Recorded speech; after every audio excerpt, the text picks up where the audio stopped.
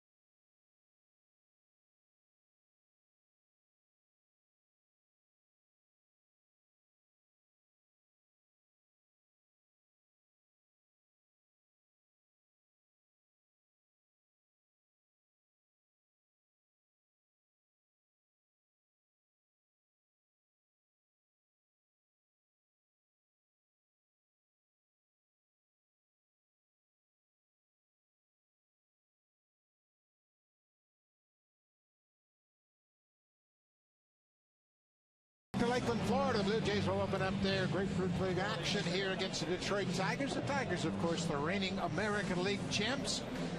John Gibbons back in a familiar position as the manager of the Blue Jays, and he is very anxious to get this spring season underway.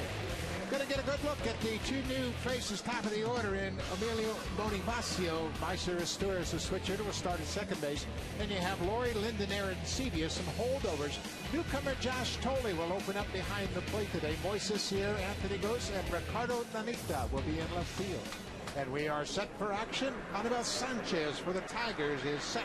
And here's the first pitch to Bonifacio. Well done. Emilio Bonifacio is a switch hitter.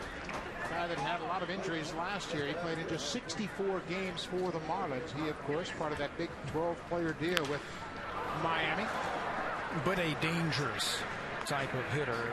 When the season starts, he'll probably be hitting at the bottom of the lineup for the Toronto Blue Jays, and this will be Jose Reyes' spot. But just imagine having Bonifacio and Reyes back-to-back. They're very similar in their approach, and they can both hit leadoff. Of course, Reyes, like Bonifacio, a switch hitter with a lot of speed. Emilio stole 30 bases in just 33 attempts last season. Popped up. Alex Avila behind home plate. One out. Take a look at this afternoon's pitcher for the Detroit Tigers. It's Anibal Sanchez. Don't let those numbers fool you right there. The 9-13 record. He had an excellent earned run average, 386. Came over from the Miami Marlins right at the trade deadline, and really solidified, I thought, the Detroit Tigers in their march towards the World Series. Pitched great in the postseason. Tigers re-signed Sanchez after the offseason as a free agent, and he really hit the jackpot. Command guy, throws a lot of strikes and really knows how to pitch. Meiser Estura slaps it on the ground. Johnny Peralta, it's short. 2 quick-outs. Take a look at the Tigers defensively. Peralta at shortstop has dropped some weight. He's moving around very well in the outfield. Pretty good outfield anchored by Austin Jackson. And how about a 9-time Gold Glover in right, Torrey Hunter, who signed as a free agent. Peralta, Infante up the middle, Cabrera, Fielder at the corners, and Alex Avila behind the plate. If there was one free agent who matched with the Detroit Tigers, it's that man right there. I thought that was the perfect signing by the Tigers to get a leader and a good player like Torrey Hunter. Now, he was anxious to sign. In fact, he reached out for the Tigers and told them he wanted to come to Detroit. Brett Lordy batting third this afternoon. Off-speed pitch foul. A lot of the regulars will not be here today. Jose Bautista, Jose Reyes, Colby Rasmus. They will play tomorrow when the Blue Jays open up their home half of the Grapefruit League schedule. Bouncing ball. Omar Infante at second. Good inning for Sanchez. When we come back, we'll get our first look at Brandon Morrow. Anxious to get off to the great start he enjoyed a year ago.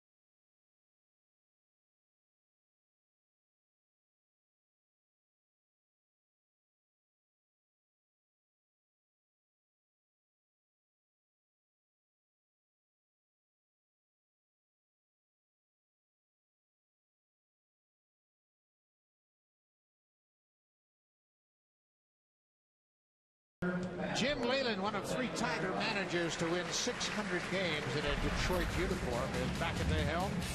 Take a look at the lineup, and it is anchored by the Triple Crown winner, Miguel Cabrera, batting third. Jackson, Hunter, then Cabrera, and look at the middle of this order. Prince Fielder, Victor Martinez back after missing the entire season a year ago.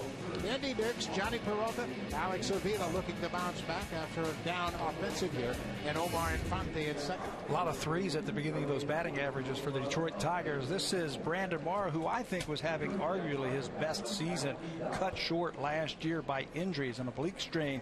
He missed 2 full months, but was still able to get double digits in wins at 10-7. First time under 3 for his earned run average at 296. Morrow will throw 1 inning this afternoon, looking to build on what he was doing last year. Well, he had a great spring last year and carried it right into the regular season, so he has taken that same approach this year. Expect to see a lot of breaking balls and changeups early on in the spring from Morrow.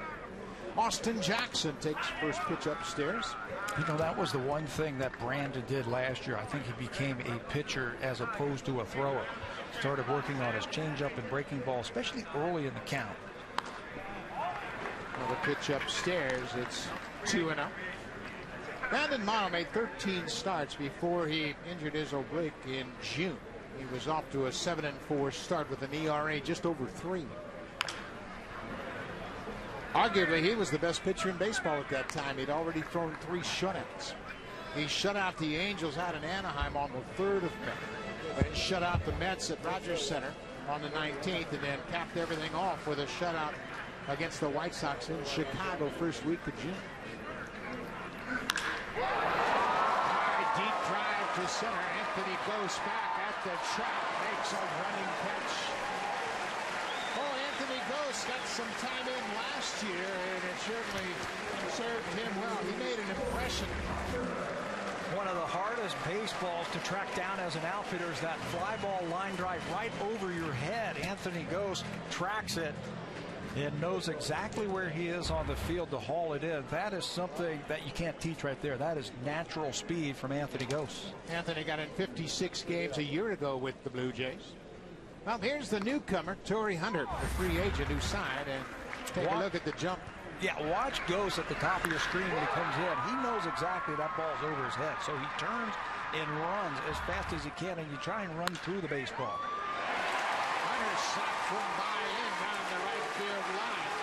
Royce's Sierra will get it back to the infield, and Hunter has a 1-out double. Boy, this is a good pickup. Another veteran bat to put in the order ahead of the meeting. He hit second for the Angels last year and enjoyed a huge second half for Los Angeles, and that's where Jim Leland's going to have him this year.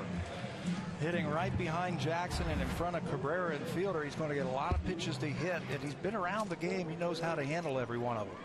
Torrey Hunter hit .313 for the Angels a year ago. And boy, you talk about a number 2 hitter to set the table for this guy, Miguel Cabrera. Triple Crown winner a year ago. Tell you what, the Blue Jays really handled Cabrera well last year. He had 196 against the Jays with a home run and 2 RBIs. That's pretty impressive. I think you have to pick who do you want to pitch to. Do you want to pitch to Cabrera, or would you rather pitch to fielder? And here's a situation right here. You got first base open. I know it's the first game of spring training, and Brandon Morrow is working on some stuff, but you don't have to give him anything to hit if you don't want to. Now, they really pitched well to both these sluggers, fielder as well as Cabrera. The other hit just .211 against the Jays last year. Upstairs again. And you're right, today Morrow's just out there trying to knock off some cobwebs and get back into the flow of things. He's very anxious to log another 30-start season as he did 2 years ago. Well, we talked about a little bit a couple of batters ago about what Brandon Morrow did last year. Lloyd looks Hunter back at second across the diamond. 2 down. Now let's take a look at the Blue Jays defense, and of course it's going to be a lot different. Today it's Mendieta and Sierra, the youngsters in the outfield. Bonifacio and Historis up the middle, Orion Lind at the corners, and Josh Tolley behind the plate. He came from the Mets in the R.A. Dickey deal, but these two guys, Bonifacio and Historis, are going to have a dramatic impact on the improvement of the defense up the middle. And where did that improvement come from? The Blue Jays got better athletes to play in the middle of the diamond. There's going to be better play from the second baseman and the shortstop because they're better athletes. They can get to more balls. They can do more things defensively. Not taking anything away from Escobar and Kelly Johnson, but they just weren't the athletes that the Blue Jays are going to throw out there this year. Dramatic upgrade when you throw in Jose Reyes, who's going to play every day at shortstop. There's that breaking ball that missed downstairs. 2-0 to Prince Fielder. We'll finish that thought on Brandon Morrow. Last year, really started working his curveball a little bit more early in the spring and his changeup. He still has the power, and he's always got that if he needs to go to it. But I think he became more of a pitcher by using the off-speed pitch last year. I think one thing Morrow learned about himself the last couple of years is you don't have to throw everything at 100%. And when we talk about those 3 shutouts he threw early in the season, I mean, it was a dramatic example of pitching. And you remember what he said after that game in Los Angeles? He said, I could have closed my eyes out on the mound and hit the outside corner to the right-handed batter all night long without even looking. That's the type of command he had. Fielder takes one inside. It's 3-1. A little bit more protection in this lineup for Cabrera and Fielder. Standing on deck back by the backstop is Victor Martinez, a switch hitter who missed the entire 2012 season because of a knee injury. There's an off-speed pitch in there for a strike. There it is right there. Change up in a 3-1 count. He'll just split his fingers on the baseball. You can see it right there as he gets ready, and it's just to take a little something off his fastball. Not necessarily looking for movement, just a little change of speed. You can forget about this one. Fielder got a fastball and hammered it. His first home run of the spring is a deep drive to right.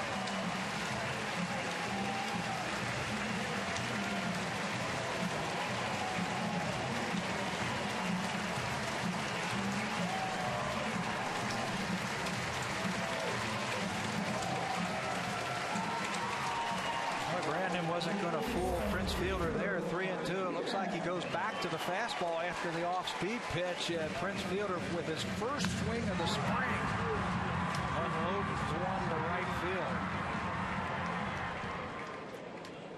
That is power plus right there.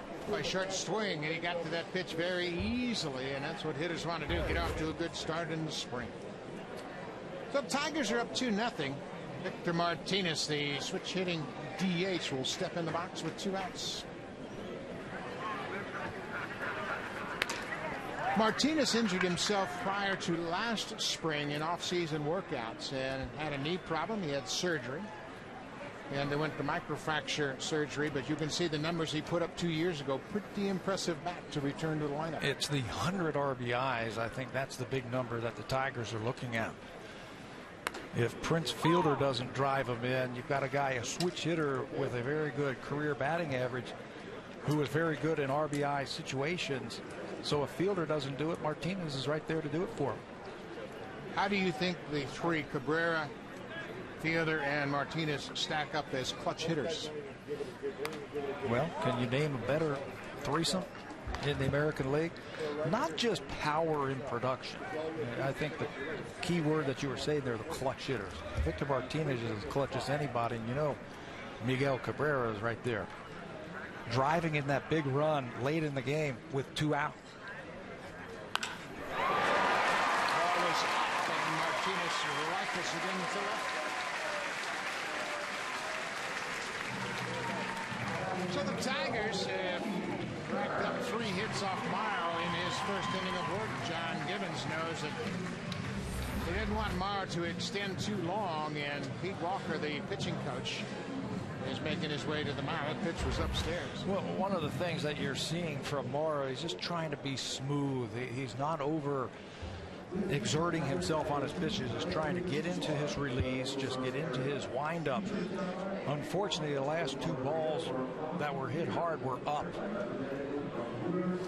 Chad Beck is loosening up down in the bullpen. He was not scheduled to pitch, but he's a backup guy, and Morrow has thrown 20 pitches this inning. So Beck is trying to get loose in a hurry in case he's needed to close out this first inning. I think you still have to do what you set out to do if you're Brandon Morrow. I don't think you need to reach back right here and try and overthrow it. It's the first game of spring training. It's a long spring this year. Just stay within yourself, execute your pitches, get the ball down, and you'll be fine. Andy Dirks, the left fielder, takes one upstairs. You can see Morrow is A little bit up with all of his pitches right now, but once again, it's the first outing of the spring. And there is a difference from throwing in a bullpen, throwing on the side, throwing live BP, and throwing in game situation. Yeah, this is the first time you've faced a batter with a different uniform on. Blue Jays pitchers got a chance to throw BP to their hitters, but I don't care if it is spring training, it's still February, but your heart starts to beat a little different pattern. Boy, Andy Dirks has done a nice job for Detroit. Kind of battled some Achilles problems last year, but Dirks at .322 for the Tigers with 8 homers and 35 hits. He's a favorite of Jim Leyland because he'll battle you up at the plate. He's got a nice short swing. Doesn't strike out a whole lot. He'll make contact. There's a strikeout. Morrow gets out of the inning. The Tigers put up a 2 spot on Prince Fielders. First long ball of the season. A year ago, he pounded out 30. Number 1 in the books, albeit in spring training.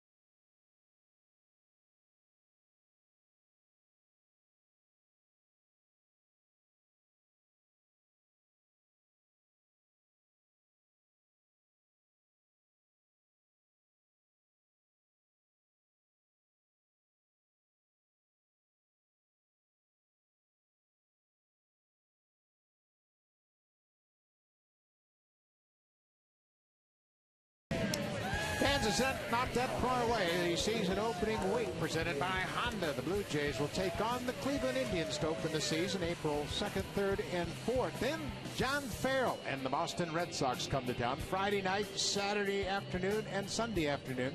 Honda opening night is sold out. For tickets for the rest of the week, call the Blue Jays at 416-341-1234. Log on to BlueJays.com, where you can always stop by most Rogers Plus locations. Brandon Morrow talking to Pete Walker, who's in his first season as the pitching coach. Manuel Sanchez delivers a strike to Adam Lind. Lind finished up with a .255 average and really finished up on a high note. And right here, he rips one past the glove of Sanchez into center. Base hit for Adam Lind. They had to send Adam Lind down to the minor leagues last season. He really worked well with Chad Mottola, who was down there as the hitting coach. And when he came back to the big leagues, this is the kind of production he gave the Blue Jays, a little bit shorter swing. And he started using the whole field a little bit more, I thought. And he is a key guy in the middle of the Blue Jays batting order this season. He played in just 93 games, the first time since 2008. He didn't reach 100 games, so it was a disappointing season for him. J.P. Arencibia has the DH this afternoon. Looks at one downstairs. Arencibia missed time a year ago with a fractured right hand. Took a foul tip off the bat of Brandon Inge. That was too bad also because he was in one of those home run modes that he gets into. Well, he's anxious to boost that batting average. You can see he had .233 last season. He's got power. We know about that. 18 home runs. But I think in order to contribute consistently in this lineup, the way it figures to stack up, he's going to have to raise that average and get on base a little more consistently. And the way to do that, I think, for JP, I think you have to make a little bit more consistent contact. With 2 strikes, I think he can change his approach a little bit better, shorten his swing a little bit more. The strikeouts are just a little bit too high for JP Arcibia. Well, he got off to a good start. He had 8 home runs in the month of May. There's a fastball that catches the outside corner. Arcibia is down on strikes. Sanchez has a good feel for pitching, and he felt like Arcibia might be sitting on a breaking ball, and he backdoors him with a fastball right on the outside part of the plate. That's the pitch, I think, that turned the corner for Sanchez when he came over to Detroit last year. That fastball with movement. Well, Josh Thole, he came over to the Blue Jays along with R.A. Dickey and Mike Nickius. Thole, the catcher, was the Mets opening day catcher the last 2 seasons at .234 with New York a year ago. Tries to check, and he did on that high fastball. Thole has caught R.A. Dickey more than anybody. He's caught him over 60 games and has really done a good job catching. Very soft hands and works well. I got to meet him this morning. You introduced me to him. Likes to talk, very outright person, likes to talk. He's got a very good personality. Those are the type of players that the Blue Jays are looking for, winners. Go out there, good clubhouse guys, good leaders. Line drive to left. Dirk's almost in his tracks, hauls it in. Thole's retired. 2 down.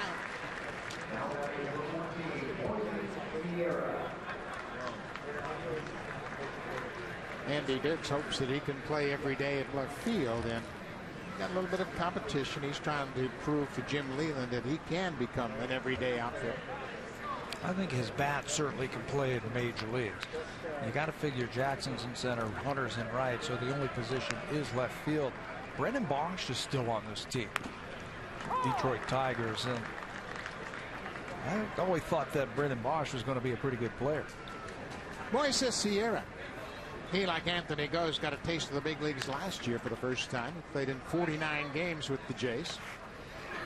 The ball in the dirt, smothered by Alex Avila.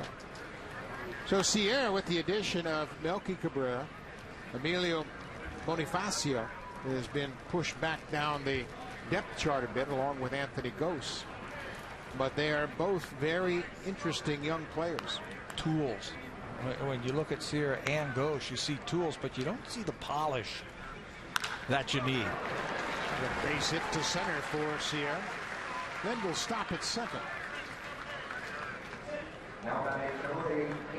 Brandon Morrow threw 24 pitches in his inning of work, and Brad Lincoln appears to be ready. He is scheduled to come in, and you can see he just told his catcher to cool it a bit. I'm ready. And now we'll come into the ball game to pitch the bottom of the second. So Anthony Gose, the center fielder, made a nice running catch for the first out of the bottom of the first when he took extra bases away from Austin Jackson in straightaway center. 2 down, 2 on. Tigers up 2-0. Gose hit .223 in his rookie season with the Blue Jays. He had 7 doubles and 3 triples to go along with the homer and 11 RBIs. And he showed improvement from the time he got to the big leagues with the Blue Jays until the end of the season. Another one of those young hitters that worked with Chad Mottola down in the minor leagues, and you could see when he first came up, everything was more of a hack. It really wasn't a swing. Now he has spread out just a little bit more. He has flattened his bat just a little bit more, and it looks like he can make a little bit more solid contact. There's a line drive into center. That'll get down in front of Jackson. Lind around third. Jackson goes to third with the throw, and Sierra is tagged out. The run does not count. Boy, there's a base running mistake right there that John Gibbons is going to make a note about. Sierra getting thrown out. Cost the Jays a run. Brad Lincoln when we come back.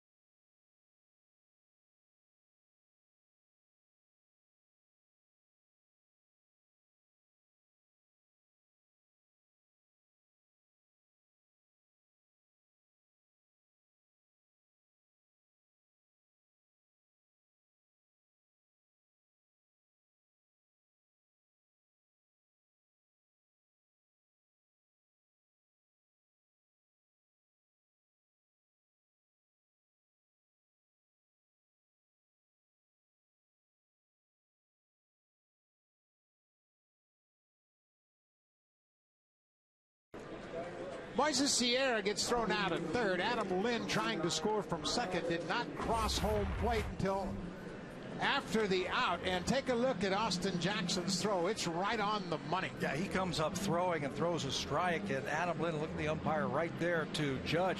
This is the play right here. He comes around third base hard, and watch, right before he gets the plate, lets up just a little bit. And it's about a half a step. The umpire says no run right there. On the other side, Moises Sierra, the play's right in front of you. You don't run into an out. 2 outs. John Gibbons is making all kinds of mental notes right now. You can't make those types of mistakes. It just costs you a run. Brad Lincoln. Those are his numbers from a year ago with Pittsburgh and the Blue Jays. He appeared in a total of 52 games. Had a pretty good ERA at 3.68. Worked exclusively out of the pen for the Blue Jays.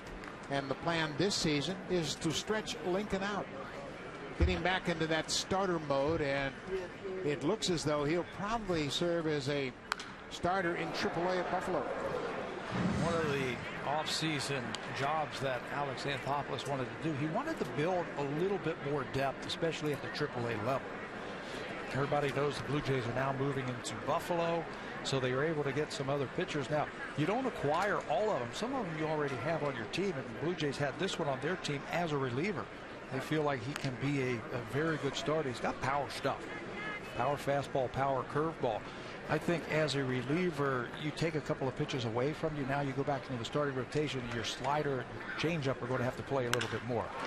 And a base hit up the middle for Johnny Peralta, the Tiger shortstop.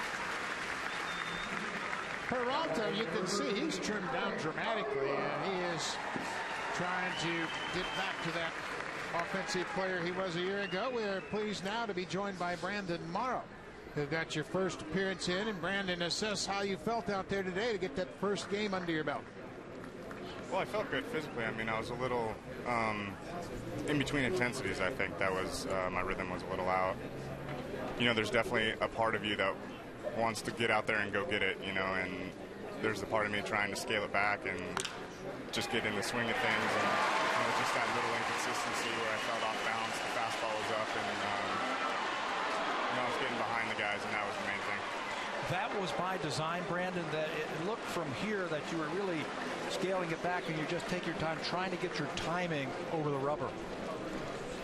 Yeah, I was. I mean, I was trying to stay under control and everything, but you know, you step on the mound, the first game of spring, there's a part of you that, like I said, wants to go out and get it, and that was kind of the inconsistency there.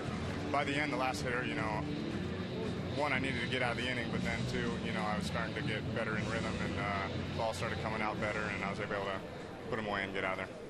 Brandon, there's been so many moves in the offseason, but from a starting pitching perspective, tell us what the rotation feels like now, adding 3 veteran pitchers to the 5-man rotation. Yeah, it's a whole different feel. I mean, much more veteran from last year. I mean, these guys come in with great reputations on the field and off the field. You know, be able to watch them work, see what they do. I mean, it's going to be exciting. We've got a lot of balance in the rotation, a lot of different looks. Omar Infante takes one downstairs. It's 2-0. When you saw Alex Anthopoulos making all the trades and the player moves and the players that he was bringing in here, Brandon, did it get you fired up as you were sitting at home? And did you change your routine at all to get ready for spring training?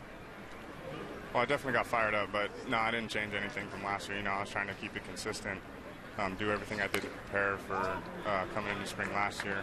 But yeah, we're fired up. I mean, Ricky called me and announced a trade to me. I was on my way home from my morning workout, and you know, first it was Josh Johnson, and then 5 minutes later, you know, it's Jose Reyes, Bonifacio, Josh Johnson, Mark Burley, and it was just you know, really exciting. You could see on Twitter, on the radio, just everybody blow up and all the excitement start from there, and then you know, signing Melvin Cabrera and trading for RA, it just kept going and going, and you know, Alex has done a great job to put us in a great position to win some ball games. Brandon, with the additions, expectations are awfully high. Do the players embrace those expectations? Yeah, definitely. I mean, I think rightfully so, the expectations are high. You know, we got a club that's, you know, designed to win right now, I think, and you know, everybody is excited to start the season. I think we have a great clubhouse to be able to bring those guys in and really mesh and adapt and become a great team by season start. Brandon, thanks for your time. Congratulations on getting your spring training off to a decent start, and we appreciate you joining us. All right, thanks, guys. All right, Brandon. That's Brandon Morrow, who made his first start of the spring, and his thoughts on the changes and what he needs to accomplish before the start of this season. I just think it's going to be a great year for Brandon Morrow. I do too. When you watch him, and we've watched him the last 3 seasons, Buck, and we've watched him develop as a pitcher. Remember when he first came here, everything was the same speed, everything was hard, his stuff was outstanding. Last year, I think the light finally went on for him, and I think he understood how he can get big league hitters out consistently. And look at his last start of the season against Minnesota Twins, 11 punch-outs and another win. His second half, when he came back from his oblique injury, was better than the first half. Maybe not in wins and losses because the offense wasn't there, but his ERA was under 3. In the second half, it was under 3 for the first time in his career. The breaking pitch that's fouled off by Austin Jackson, and you're right. I just think Brandon Morrow knows what he needs to do to get ready for the season. He knows he has all of the weapons to be successful as a starting pitcher in the major leagues, and now it's just a matter of preparing, making sure that he is ready to start the season. And you'll remember a year ago, his first start in Cleveland against the Indians, took a no-hitter into the 7th. We did a game in spring training. I think it was the last spring training start, and we're like, this guy's ready for a big year. Off-speed pitch pulled foul by Austin Jackson. One of the stats I like to look at for pitchers is hits per innings pitched. And since Brandon has come to the Blue Jays, he has always given up fewer hits than innings pitched. And that's a tremendous stat when you're looking at starting pitchers, that they can get you deep into the ball game. He's got plenty of command and control. So you are bound to have a good earned run average, and you should win ball games if you do that. 1-2, 1 out. Just missed down the stairs. Tigers are up 2-0. We are in the bottom of the 2nd inning in beautiful Lakeland, Florida. Game 1 of what promises to be a very interesting spring. A lot of Blue Jay fans around here at Joker Marchant Stadium.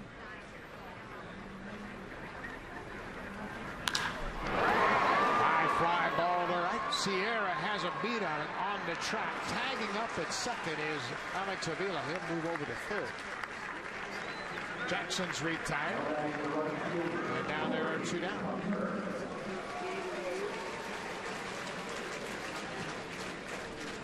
Austin Jackson looks like he's ready for the season to start. It doesn't look like the first game of the spring with him at the plate. Brad Lincoln is 27 years old.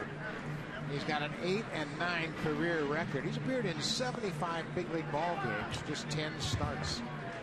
So he is still a guy that's trying to establish himself in the big leagues. He'll work out of the stretch to Torrey Hunter. Hunter doubled down the right field line his first time up. Torrey Hunter was a free agent this offseason. He told me before this game that he sat there and watched the Tigers in the postseason. Picked up the phone call, called his agent Larry Reynolds and said, contact Dave Dombrowski. I want to play for Detroit. And in fact, he and his wife got on a plane and flew to Detroit before he got an invite. He said, I want to play with the Tigers. They got a good team. They got a great manager. They got a chance to win. He's not won a World Series. Yeah. He's been on some pretty good teams, and that's the one thing that's missing in his resume. And he's figured that Jim Leyland's Tigers is a pretty good fit.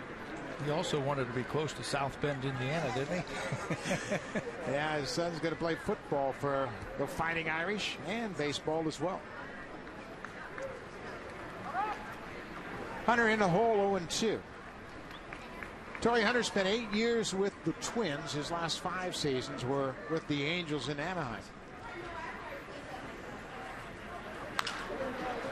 Well, you're talking about a veteran approach. With 2 strikes, he's short, protecting the plate. He knows that he's got some thunder behind him in Miguel Cabrera. He's just trying to keep the inning alive. Hey, anytime you see a right-handed batter against a right-handed pitcher foul fastballs over first base, you know he is sitting on a breaking ball. He'll react to the fastball, but he'll look for that breaking ball. There's the fastball, broke his bat, and he'll be retired. Lincoln gets out of the inning. Gives up a couple of hits, but no runs. Spring training underway. Great atmosphere down here in Florida. And a lot warmer than it is up north.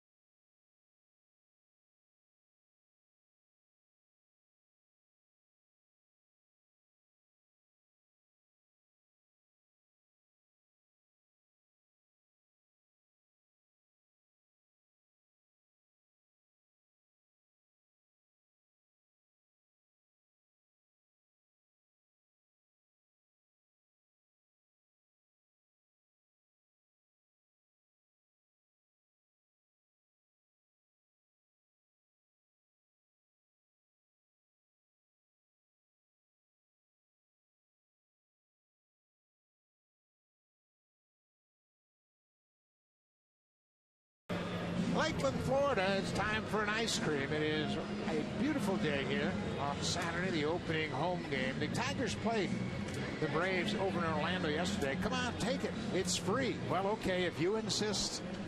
Just one, though. New pitcher for the Tigers, Canadian Sean Hill, who will represent Canada in the WBC coming up in March. Most of the players will leave their big league camps on March 3rd and join their respective ball clubs, and Hill will go out to Arizona along with Adam Lowen and Brett Laurie from the Blue Jays. There you can see Hill's numbers from a year ago in Las Vegas with Toronto. Veteran pitcher. He's also pitched for the Montreal Expos and trying to make this club as a long reliever. Sean Hill is known to be a strike thrower. He's around the plate, fastball, slider, changeup. Just some pitching depth that Dave Dombrowski has picked up this offseason. Not in two, just like Torrey Hunter. I don't care if you have a free agent situation like Torrey Hunter or you're a minor league free agent like Sean Hill. The Tigers are pretty attractive. Chances of them going back to the postseason are pretty good. First time in franchise history the Tigers won back-to-back division titles a year ago. It's only the second time in their history that they had consecutive postseason appearances, and you've got to go all the way back to 1934 and 1935. The other time they went to the postseason. Did you cover the World Series that year? No, I missed it then. I wasn't quite polished. I think the Tigers have everything it takes to get right back to that ALCS. They might be a little short in the bullpen. They're taking a chance on a young kid who we're going to see this afternoon named Bruce Rondon to take over as the closer. Ricardo Nanita, the left fielder, batting ninth in this Blue Jays lineup, fights it off and stays alive. It's a 2-2 count. Last year, King Benoit got off to a terrible finish, and he actually lost his role in the bullpen.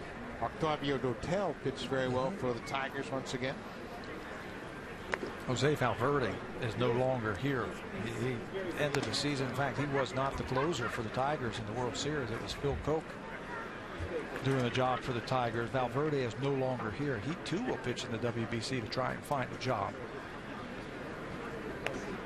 So there's a possible weakness there.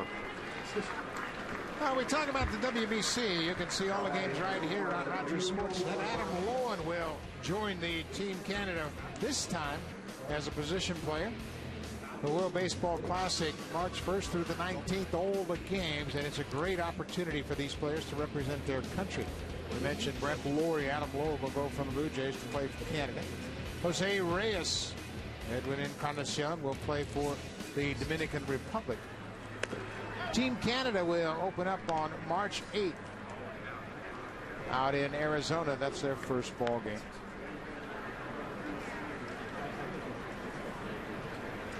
They will play Italy on Friday, March 8th. It'll be Brett Laurie's opportunity. He was on the team in 2009 when the Team Canada took on Team USA at Rogers Center, but he didn't get an at-bat. Appeared in one game, so he's anxious to go this time. You know he's going to play third base every day. What was he, 19 years old? Yeah. At that time?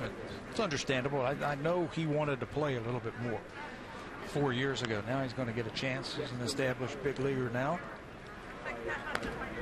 Emilio Bonifacio takes a pitch on the corner. It's a ball on the strike. Bonifacio popped up to the catcher in foul ground his first time up. Another interesting name on the Team Canada roster, Cale Orge. The son of Garth Orge will play shortstop next to Brett Laurie. There's a base hit to left field. Boy, is that a pretty swing or what? I'm talking about a different approach top of the order, with Bonifacio and Reyes possibly leading off from time to time, but the ability to stay on this pitch and drive at the left is pretty impressive. Well, I like after the leadoff walk, Bonifacio was going to go ahead and take a strike to take a look at Sean Hill. Did that and then just served the ball out into left field. Didn't try to do too much with that off-speed pitch. Stay with it. Hit it hard the other way. You're going to hit 300 when you have that type of approach. Meiser Asturias a year ago hit 256 for the Angels. 2-0. Asturias and Bonifacio have both played a lot all over the diamond. Asturias not in the outfield like Bonifacio, but he's played third, short, and second. How important do you think their switch hitting abilities are for an asset for this ball club? It has been a long time since the Toronto Blue Jays has had as many as 4 switch hitters in their lineup. And the Blue Jays can say that this year. It's one of the things that Alex Anthopoulos also wanted to do when he remade this team. He wanted to get a little bit more balance. And he went out and got 4 guys who can switch hit. They only have 1 last year. That was Omar Vizquel. They have not had as many as 4 switch hitters since 1993. They had 5 on that World Series team in '93, and it just gives you so many more options. But you can't pitch around certain guys out of that bullpen. You can't bring in a lefty to face a righty and vice versa. Just turn the guy around. On top of being switch hitters, they can play multiple positions, and I can't wait to watch Bonifacio. Who does that sound like? Maybe a little bit like Tampa Bay? Yeah. Teams that have interchangeable parts. That can play multiple positions, and they're switch hitters. Whenever we're facing the Tampa Bay Rays, it's almost like they have a 35-man roster. Asturias takes one low for a ball. That'll load the bases. You talk about Emilio Bonifacio. Take a look at his career games by position, and Pat, this is a lot of versatility. It's almost like having 3 players in one. You've got an outfielder. He can play all 3 outfield positions. When you have an extra guy like that, they can play the corners, but sometimes they can't play center field. He can play center field. He can play all over the diamond. He can run. He's a switch hitter. He makes contact. I think he was the underrated player in that trade with the Miami Marlins.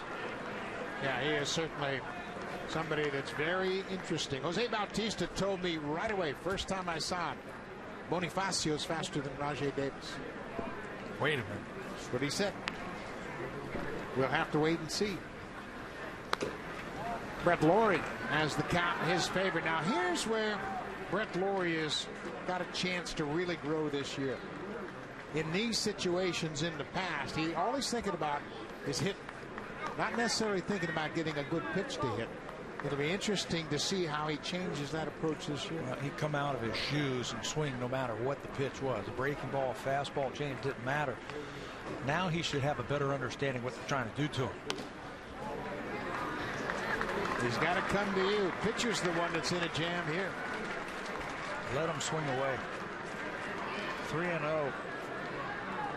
Show the confidence in a young hitter that you can find a strike and hit it hard. Off-speed pitch for a strike. I agree with you 100%. Hill's probably going to throw a strike, but if you give him the green light, you'd find out a little bit more about Brett Lawrie. Will he be selective enough to get a good pitch?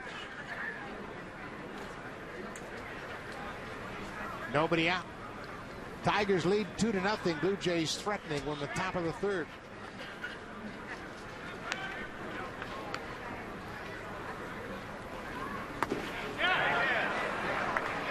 Went too far, tried to hold off. That pitch was down and away. Andy Fletcher, the veteran umpire. There's 3 umpires here today. Take another look at it, and he did go around. Looked like Sean Hill took a little something off that pitch and got Brett Lawrie out in front. These two will be teammates during the WBC, and you can bet that Sean Hill's thinking, you know what, I need to get this guy out so I don't have to listen to him once we get to Arizona. What were you thinking? But Alex Avila, the catcher, went out to discuss this next pitch. Full count, nobody out. Boy, Sean Hill, he's not throwing anything straight, is he? He's really trying to work the corners. He's got a good changeup. I was watching him in warm-ups, and he really gets those fingers over that baseball. And he throws it with the same arm speed as his fastball. There is the grip, the changeup grip that Sean Hill has. I don't know if he's going to challenge him here either. Base hit left field. 1 runs in to score. Behind him is Bonifacio, and Lawrie delivers. A good approach. Fouled off a tough pitch inside, and he's tied it up with a 2-run single to left. You know, that was a great approach. All you had to do was watch the hands of Brett Lawrie on that pitch. Didn't overstride, didn't try and send the ball for extra bases. Watch how he just uses his hands. Hardly a stride at all with that front foot. And plenty strong enough to rifle the ball down the left field line for 2 RBIs. Pretty good approach right there by Brett Lawrie. Well, you saw a lot of pitches during the at-bat. He had a pretty good read on what Hill was featuring, and he cashes in with a couple of RBIs. 2-2 ball game. Jeff Jones, the pitching coach, out to talk to Sean Hill, give him a little bit of a breather.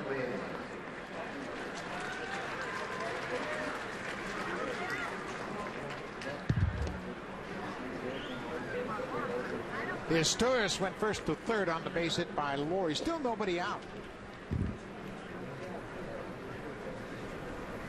Sean Hill in the ballgame. This is his first inning of work.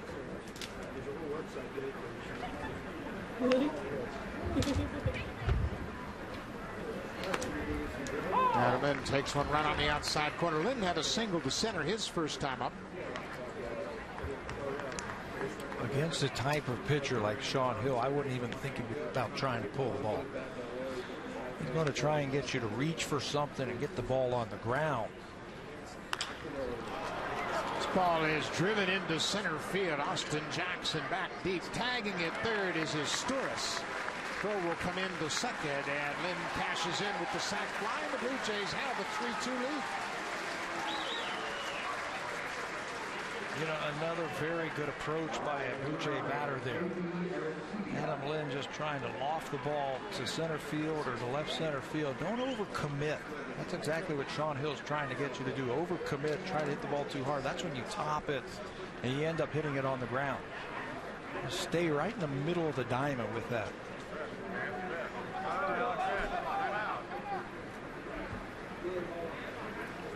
Prince Fielder asked for time and come in and had something to say for Sean Hill. Just one out. J.P. Arancibia, who's the DH this afternoon. Arancibia caught looking at strike 3 his first time up back in the second.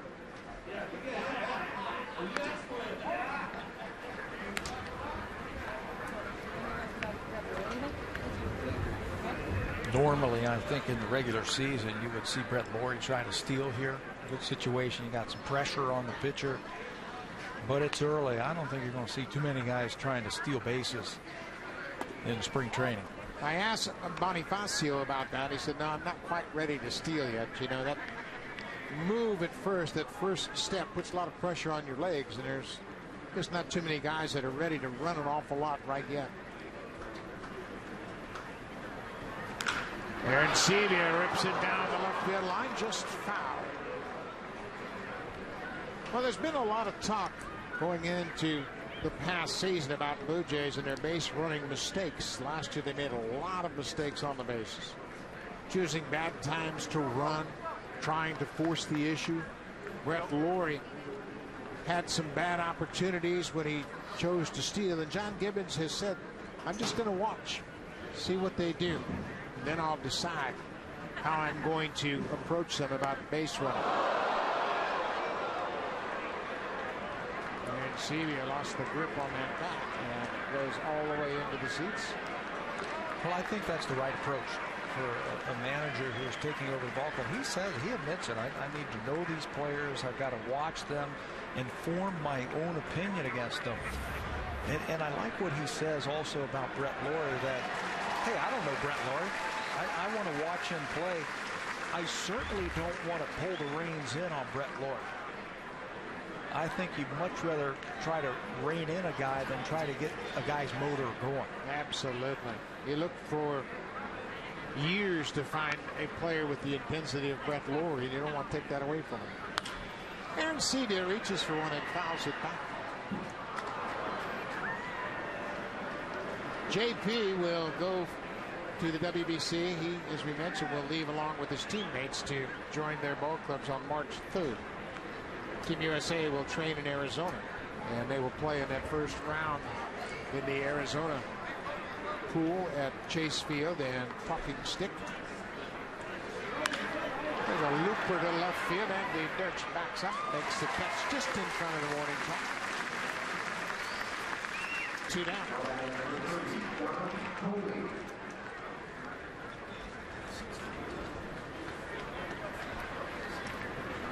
Good turnout today. This is the first game for the Tigers here in Lakeland. They played yesterday against the Braves in Orlando, and they've done a nice job of upgrading this ballpark.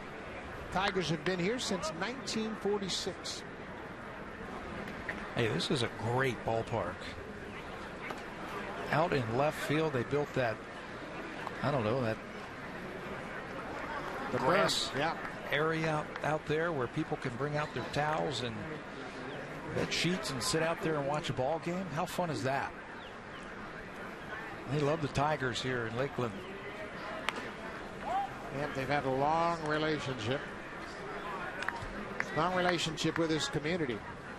And they got a little tiki bar out there where you can get a nice cold beverage and enjoy the afternoon. Beautiful day here in Central Florida.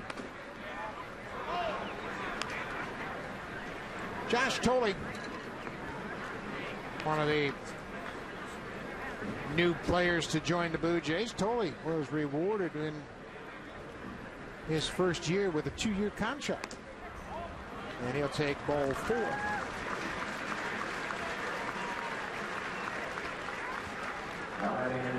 Brandon Morrow started. Brad Lincoln worked an inning. It appears as though Steve Delabar will be the next Blue Jays pitcher to work here this afternoon.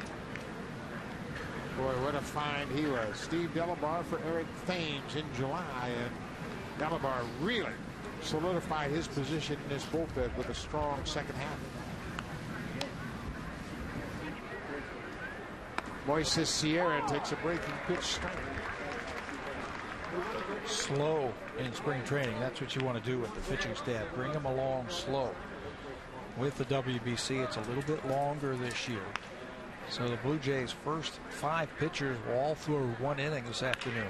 Now the breaking ball. Cabrera will go to second to end the inning. Sierra's retired, but the Blue Jays score 3 runs to take the lead. They're up 3-2 here in Lakeland.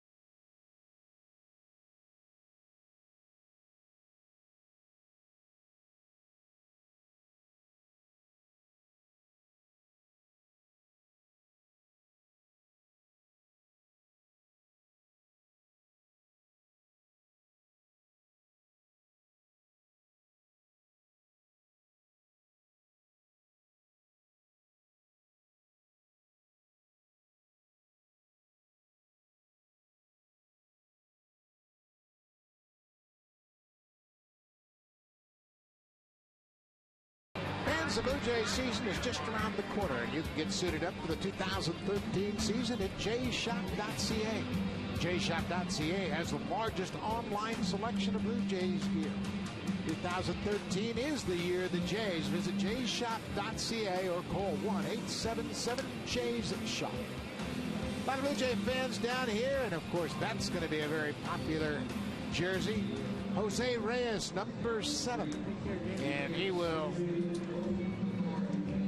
start his spring training season tomorrow in Dunedin when the Blue Jays open up their home portion of the schedule.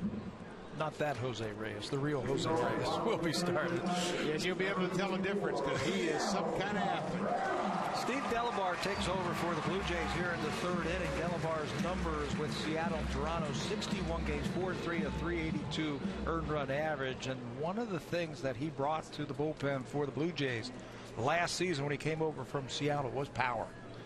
92 strikeouts for Steve Delabar in just those 66 innings pitched.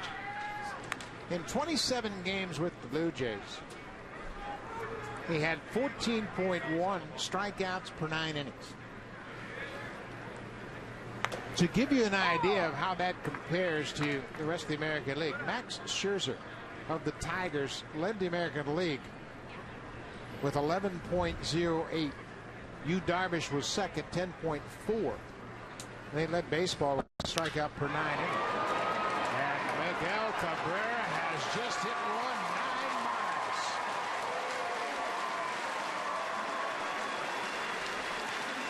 Steve Delabar is greeted very rudely by Miguel Cabrera. And that has tied it up at 3-3. What a shot, top of the curve and deep left center. You think you can get in on Miguel Cabrera, but he was so quick on the inner half. He brings his hands inside the baseball as good as anyone in the major leagues. At that time, Delabar tries to get in there, and Cabrera's waiting for him. No doubt about it. Just like Prince Fielder in the 1st inning, Cabrera here in the 3rd ties it up with a long home run. Cabrera is going to represent Venezuela in the WBC, and you can see he is ready. Boy, that was a beautiful swing on a pretty tough pitch. He got to it very easily. And, of course, a year ago, 44 home runs, 139 ribbies. He's a lot like Albert Pujols. Great power hitters, but their approach of the plate is picture perfect. They stay inside the baseball, and that allows them to hit for a high average. Now, the great Hall of Famer Al Kaline is here in camp with the Tigers, and I saw Kaline during the playoffs last year, and he called Cabrera the best hitter he's ever seen. And he's seen a lot of good hitters. And he was a good hitter. But Cabrera has a game plan. He knows what he wants to hit. And he is patient, selective, not afraid to hit the ball the opposite field. Triple Crown winner. First time there's been a Triple Crown winner since 1967. Popped up into left field. Ricardo Nanita there makes the catch. Fielders retired.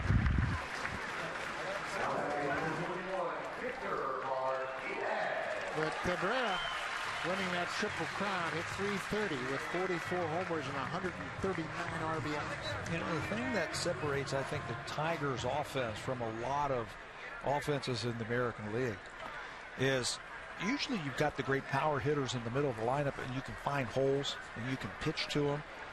And if you make your pitch, you can get them out. These guys are good hitters.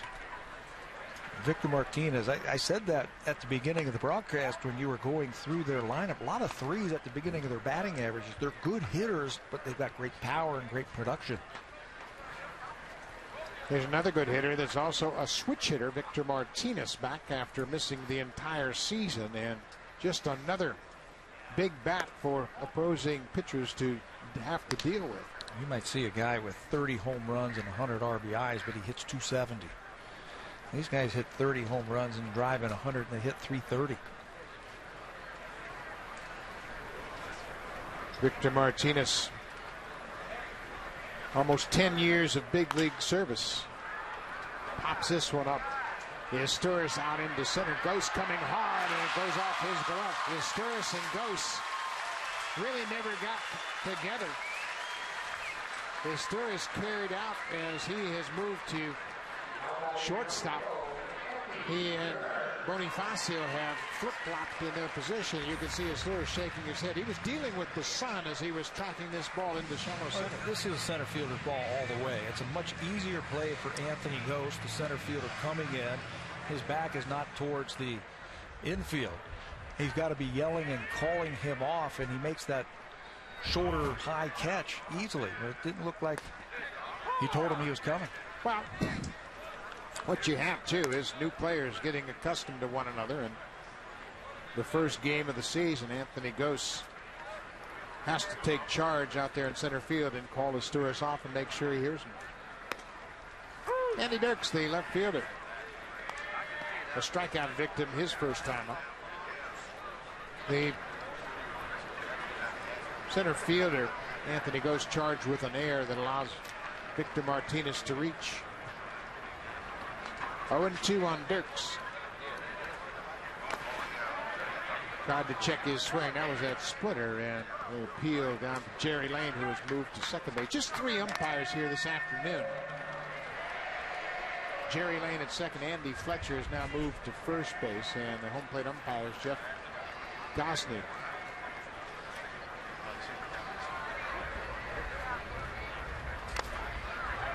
I asked Steve Delabar what he wanted to accomplish this spring, and he said without hesitation, my fastball command, I want to sharpen that up.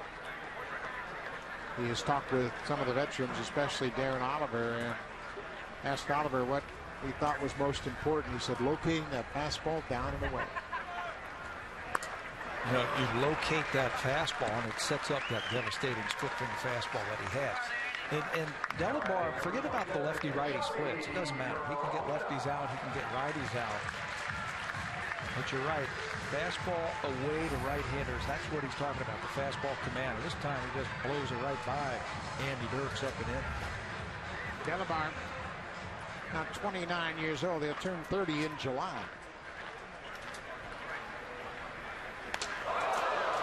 And that Johnny Peralta's attention with a high hitter. Peralta singled to center his first time up. Peralta leaning out over the plate. That one gets away from Delabar, up and away. Last year, he had that down and away fastball to the right-handers. Down. He had it right where he wanted to, and that's where he got a lot of his strikeouts. There it is. Right, that down and away pitch. Talk about it from a hitter's perspective. Why is that such a tough pitch for a hitter? Well, you're reaching for the ball. It's the pitch that's farthest away from you. You can lose track of it if you don't stay on it. You use a lot of power when you have to go out and reach for a ball down and away. There are organizations around baseball that's where their 0-2 pitch is going to be every single time. You can go around the league and you can see 0-2. They want to hit that ball down and away, make you reach for it.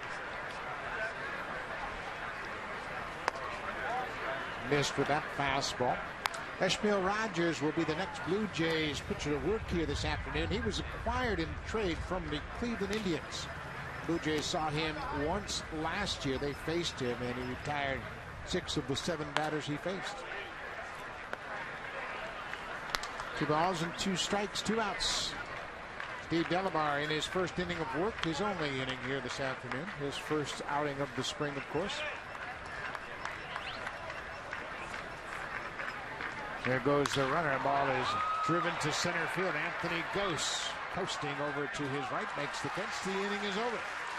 We've played 3 innings here in Lakeland. Tigers, Blue Jays tied at 3. Rogers on the mound when we come back.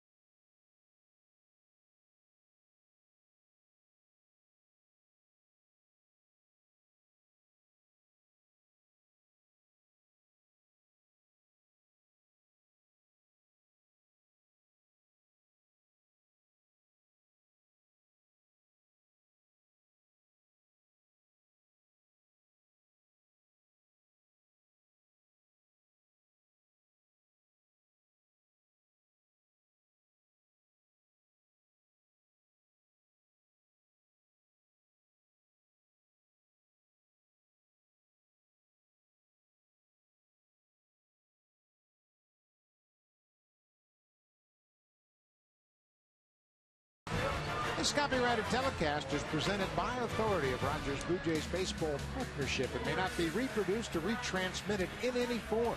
And the accounts and descriptions of this game may not be disseminated without the express written consent of Rogers Blue Jays Baseball Partnership. 3-3 game here in Lakeland, Florida.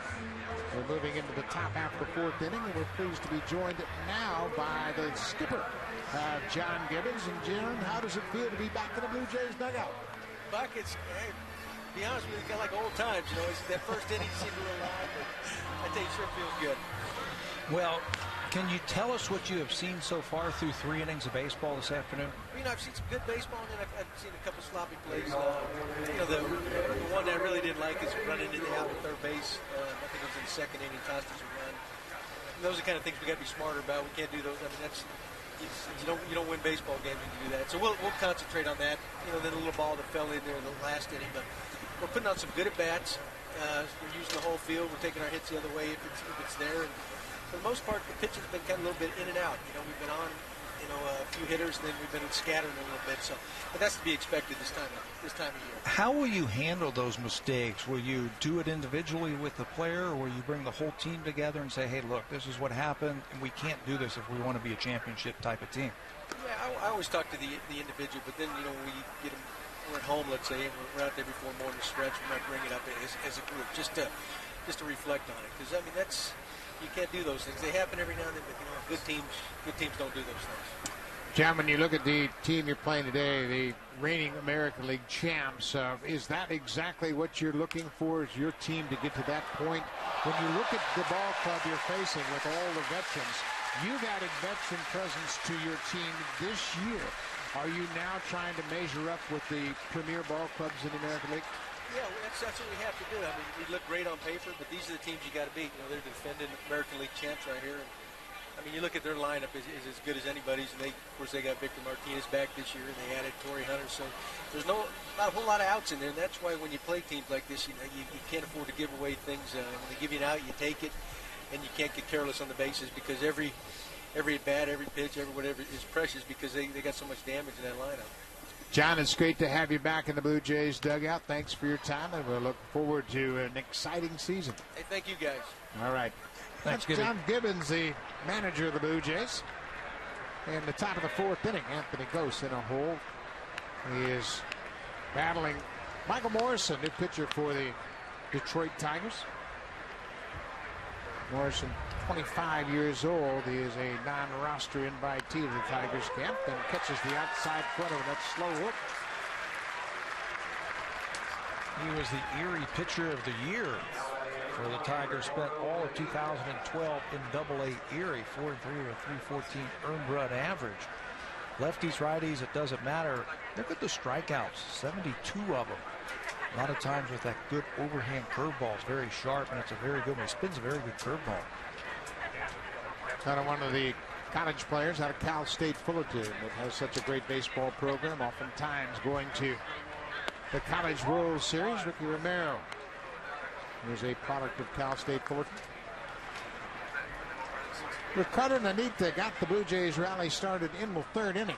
Took a leadoff walk and came around to score one of the 3 Blue Jay runs. This time he lines it into center field, right at the center fielder. Austin Jackson makes the catch, 2 quick outs.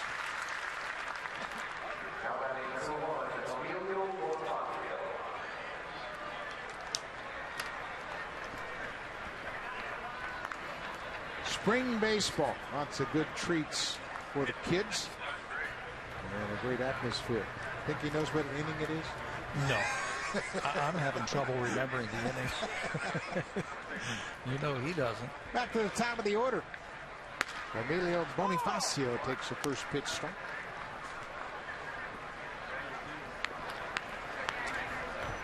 Bonifacio had 3 different stints on the DL a year ago with the Miami Marlins.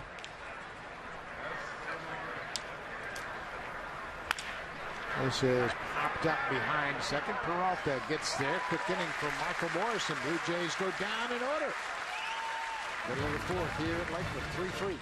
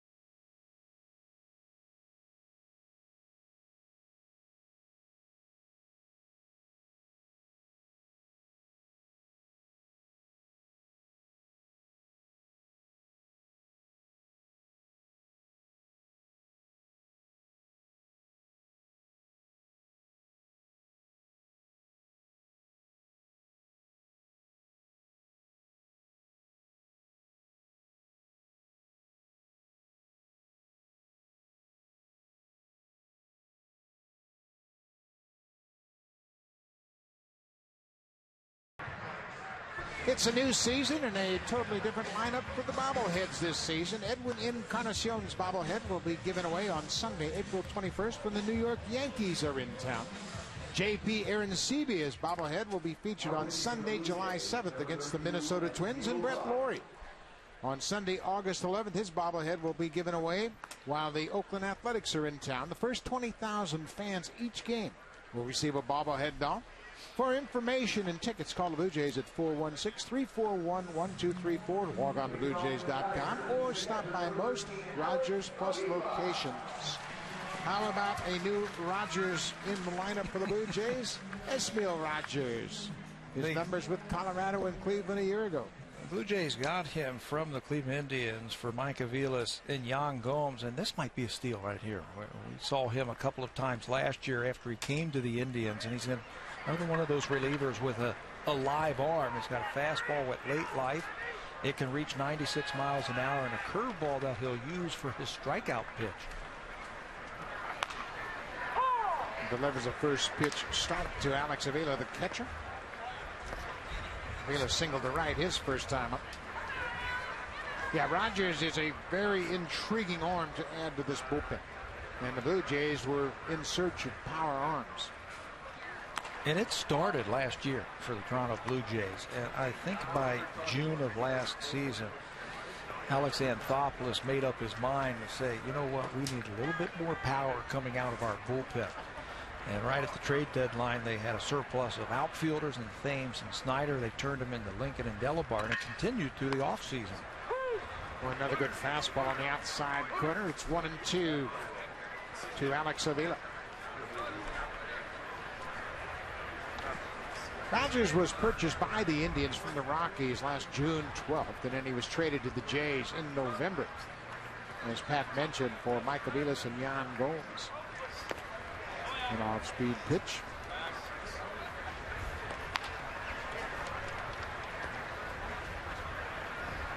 His career record is 11-12 with a 5.95 ERA. Covers a span of 114 games, which includes 22 career starts. So he's done a little bit of everything. And here, he falls behind. It's a full count to the leadoff man here in the bottom of the fourth, Alex Avila. Well, consistency throwing strikes has always been his problem.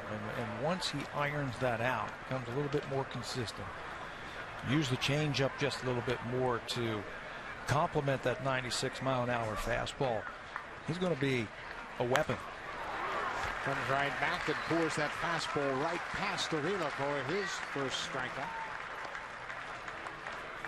Well, that's why you like power in the bullpen, because you can have a pitcher come into the game and pick up the strikeout. We mentioned Delabar and his great strikeout numbers a year ago. Now you add Rogers and his big arm to the bullpen. It certainly should serve Pete Walker and Pat Henkin, the pitching coach and bullpen coach, very well. When you can throw 95, 96, 97 miles an hour, you can get away with a mistake. You throw a ball right down the middle about belt high with a little heat on it like that, a guy might foul it back, or he might swing right through it. If it's 88 to 91 miles an hour, it's going to get hit. It's going to get hit hard.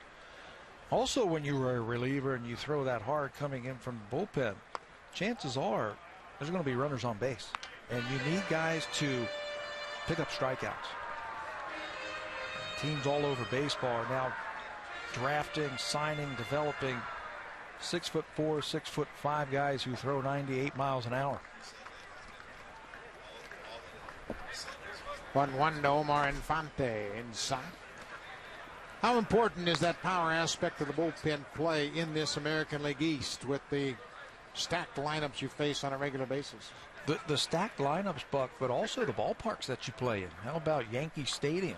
You need guys who can strike guys out. Fenway Park is a great hitter's ballpark. Camden Yards is a great hitter's ballpark. So you need guys, especially late in ball games, who can pick up big strikeouts when you're on the road. Yeah, you can make a good pitch Camden Yards and somebody can make contact and hit a pop-up out of the ballpark. There you see number 54, and if you recognize the face, it's David Bush, who originally signed with the Blue Jays, back with the Blue Jays. That's over the outstretched glove of Ricardo Nanita. Omar Infante will round second, but he'll stop there. A one-out double for Infante came on the 3-1 pitch. He's a pro. Infante came over with Anibal Sanchez from the Marlins and really solidified the infield for the Detroit Tigers. Doesn't try and do too much here. Just use your hands. Rogers is supplying the power. You just make sure that you get that bat head out in front, and you'll end up with an extra base hit. Infante and Bonifacio, teammates with the Marlins, exchanging pleasantries around the bag at second. Boy, the Marlins had a stacked team a year ago at this time. How about that? In 1 year, how it went south for the Marlins. Well, Anibal Sanchez and Omar Infante came to the Tigers from the Marlins, and then, of course, this past offseason, the Blue Jays picked up the key players from the Marlins: Johnson, Burley, Reyes, Bonifacio, and John Buck, who was eventually traded to the Mets in the R.A. Dickey deal. How about that? 1 year ago at this time, everybody was picking the Marlins to win the division. Ozzie Guillen was the man down in Miami. They had a new ballpark.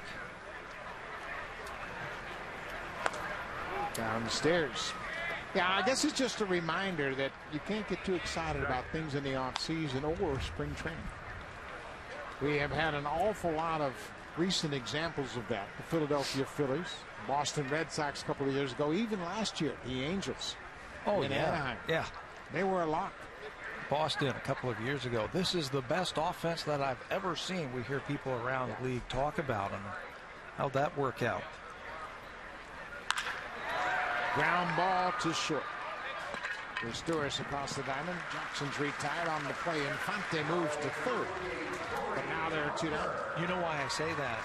Because here we sit with the Toronto Blue Jays in 2013, and the expectations are so much higher, and that's what we were talking about in the opening. The expectations are higher, the excitement's higher.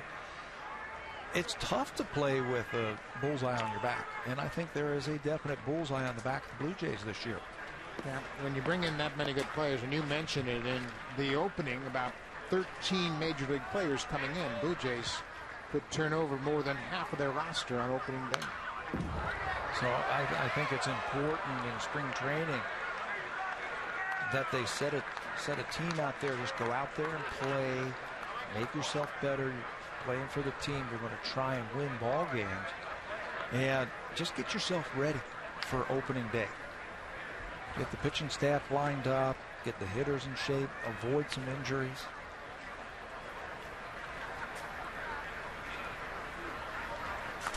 Inside, Ishmael Rogers in his first inning of work on in relief. He is the fourth Blue Jays pitcher to work. They've all worked an inning. We're scheduled to see David Bush after Rogers, and he is penciled in for 2 innings, as is Ramon Ortiz, who will follow David Bush.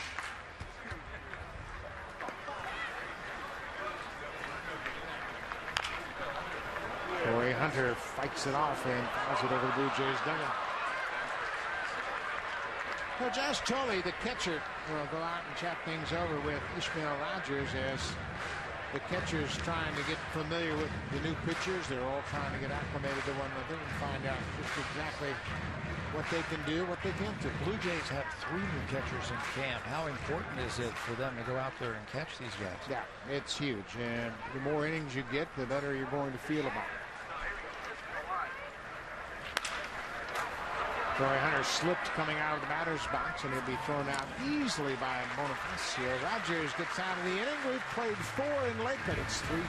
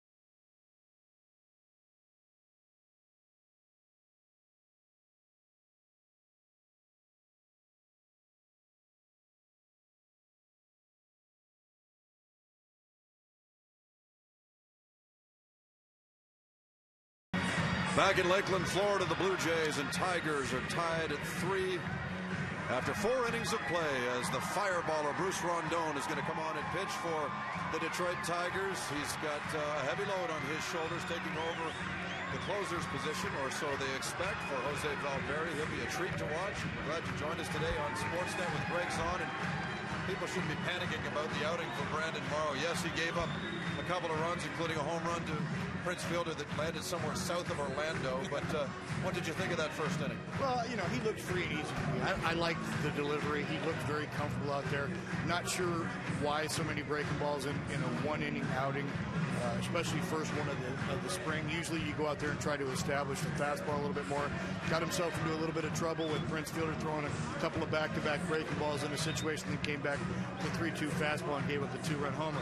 But overall, you know, I'm not worried about it. The delivery looked crisp and free and easy. In the second inning, the Blue Jays could have had a run, but Moises Sierra was thrown out at third base. Was that on him, or was it on Adam Lind slowing down? No, I mean, Adam Lind has to slow down just a little bit to be able to touch home plate safely. That situation right there, you cannot make the third out at third base. It's more of a lot of the stuff that we saw towards the end of last year. And, you know, it's the first day of spring training, but it's coming from the same people, so we've got to keep an eye on that situation as spring progresses. You like Brett Lawrie's at bat against Sean Hill with nobody out and the bases loaded? Oh, definitely. That was a pro at bat right out of the gate. He was very patient. He should know Sean Hill. They're going to be teammates in the WBC, and they're both from Canada. I'm sure he's faced him a number of times, but a pro at bat by Brett. He was very patient at the plate. Finally got a pitch to do something with, and tied the ball game with a 2-run single. Well, we're back underway in Lakeland. Let's send it back then to Buck and Pat. Gentlemen. Thank you, Jamie.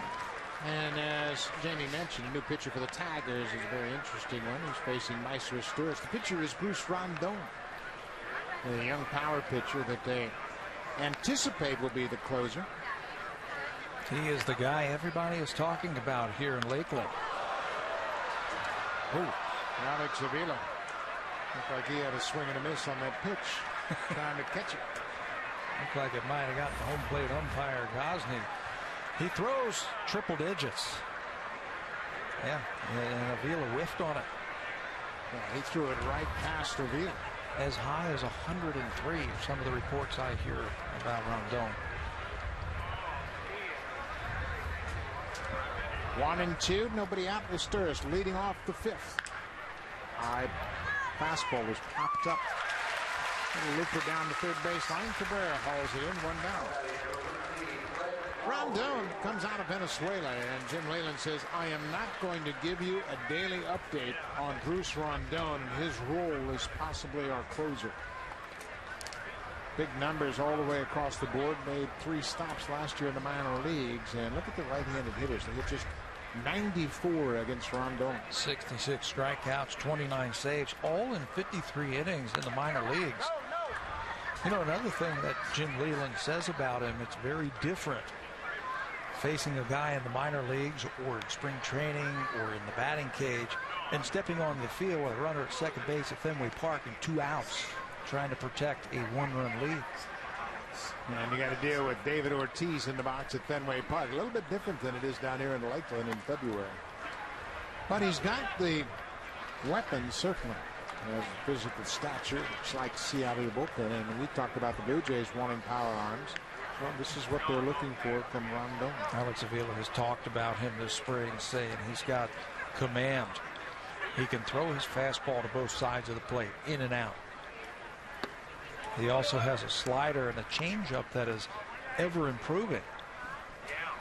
And at the big league level, it doesn't matter how hard you throw it. You still have to throw it in a good spot. And that's one thing Avila says about Rondon is he can carve up the outside part of the plate with his fastball. To a right-hander, he might go inside with it. He doesn't just take it and just whale it as hard as he can down the middle.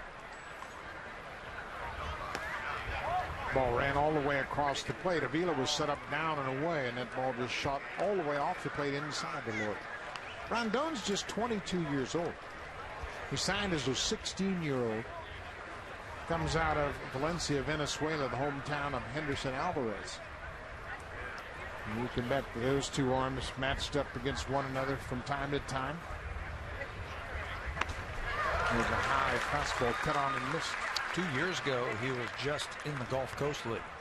That is almost the bottom rung in the minor leagues. There's one more below that. He was in the Venezuelan Summer League between 2008 and 2009. 2010, he was in the Gulf Coast League, so he has made major strides in the last 2 seasons. Brett Laurie takes a walk. Another good at bat for Brett Laurie. Drove in 2 his last time up with a solid single to left. There he draws the 1-out walk. It's a 3-3 ball game. Rondon, the 4th Tigers pitcher to work this afternoon. Anibal Sanchez started, went 2 innings. Gave up 3 hits and no runs. Lind had a single off of Sanchez. Picked up the sacrifice fly in the 3rd inning against Sean Hill. How important is Lind to this ball club this year? I think he needs to have a big year. If you look at the Toronto Blue Jays, where does their power come from? Encarnacion, Bautista, Laurie, all right-handed batters. They need some kind of presence from the left side in the middle of that lineup like an Adam Lind. And he's certainly capable of doing it. He has battled injuries the last couple of seasons. Playing for a contract also. Yeah, it's interesting too, and of course he had a tough season last year. You mentioned earlier that he was sent to the minor leagues. Anybody in baseball could have picked him up. He was outrighted to the minor leagues, taken off the major league roster. So he went down, worked for just about a month with Chad Mottola in AAA Las Vegas. He was very complimentary of Mottola's approach as a hitting coach. Lind was quoted in recent newspaper articles about getting several mixed messages. He got one message from Dwayne Murphy and then get a different message from his former manager, Don Farrell. From a hitter, how do you have to take responsibility and come up with your own approach at the plate? Well, you can hear what everybody is saying, but ultimately the bottom line is you're standing in that batter's box and it's you who has to produce for your ball club. And hitters are always going to listen to who's ever going to tell them something, and you can become very confused when you're standing in that batter's box. But I think ultimately it's on you that you have to decide what type of player you are, what type of hitter you are, what works for you, and then build on that.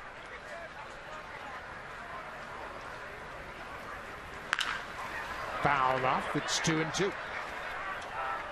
Well, when you think about Lind and his career, of course, he had a career season in 2009, but that's quickly fading into the past. He's 30 years old now.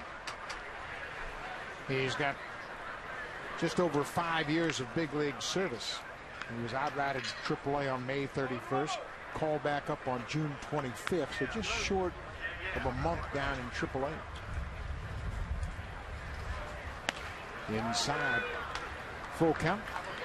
Chad Mottola has taken over as the hitting coach. He has been with the Blue Jays the last couple of years late in the season, coming up from his position as the AAA hitting coach, and has worked closely with Dwayne Murphy, who has moved from the hitting coach role to the first base coach's box. Murphy's not here today. There goes Laurie. Driven into right field. Torrey Hunter on the run, looking up. It's off the wall. Laurie steps on second, headed for third. Lind will get to second, standing up. A one-out double for Adam Lind. He's got 2 hits this afternoon. He's 2 for 2 with a sac fly. And he was able to pull that 3-2 pitch from Rondon. Not a very good jump by Torrey Hunter in right field. It looked like he was fooled on this pitch. Fastball away, and Lind pulls it. Hunter actually came in, froze for just a second, and by that time it was too late. That ball's going to get over his head every time. It'll go as a double for Lind, and that's a good sign right there. Adam Lind pulling a fastball from a guy known to throw that hard.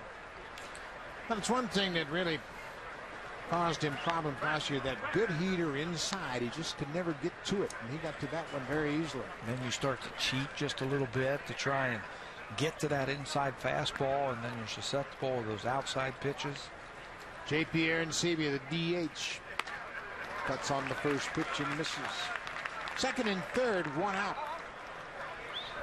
Arancibia, for the early stages of his big league career, has been a pretty good run producer. He's done a nice job of hitting with runners in scoring position. Got a chance to put the Blue Jays out in front here.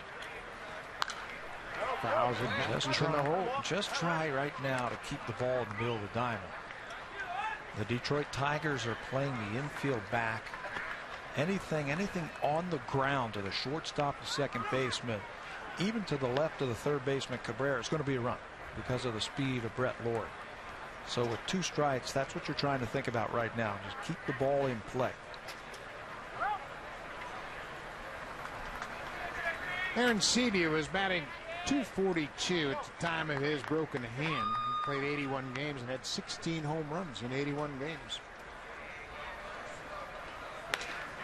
Fastball, strike 3, cut on and missed by Aaron Sebia. You can see all the games from the 2013 World Baseball Classic, and Canada will take on Italy for their first game March 8th. It all begins at 2:30 p.m. Eastern Time. That's 11:30 a.m. Pacific. Canada and Italy, the opening game for Team Canada in the 2013 World Baseball Classic. And Brett Lord will be there along with Adam Malone. Sean Hill, who we saw work earlier here this afternoon, also will work there. R.A. Dickey will pitch for Team USA. Aaron Sebia, his strikeout, second out of the inning. Josh Tolley has walked and flied out. Rondon's got a big arm. All sounds like it's making a whoosh to the plate, doesn't it? Yeah, I don't know how hard he's throwing, but it sounds hard.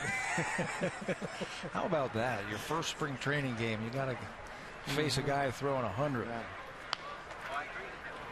Ball on the strike. Laurie at third, Lind at second. And breaking ball down, just missed.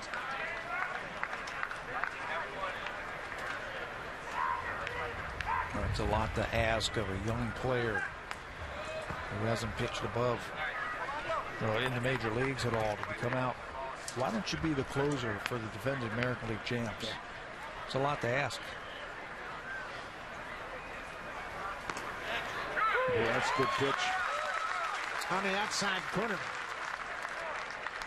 Upper 90s. Just 22 years old. You can see he's pitching with a lot of confidence and has the opportunity to pitch in winter ball. A little higher intensity, better competition. General manager of the Detroit Tigers, Dave Dombrowski, thinks he can do it. Well, a couple of big strikeouts to get himself out of the jam. Bruce Rondon, 2 strikeouts to end the inning. He gave up a 1-out walk, double to Lind, but then strikes out Aaron Sebia and Josh Tolley. The Blue Jays leave 2.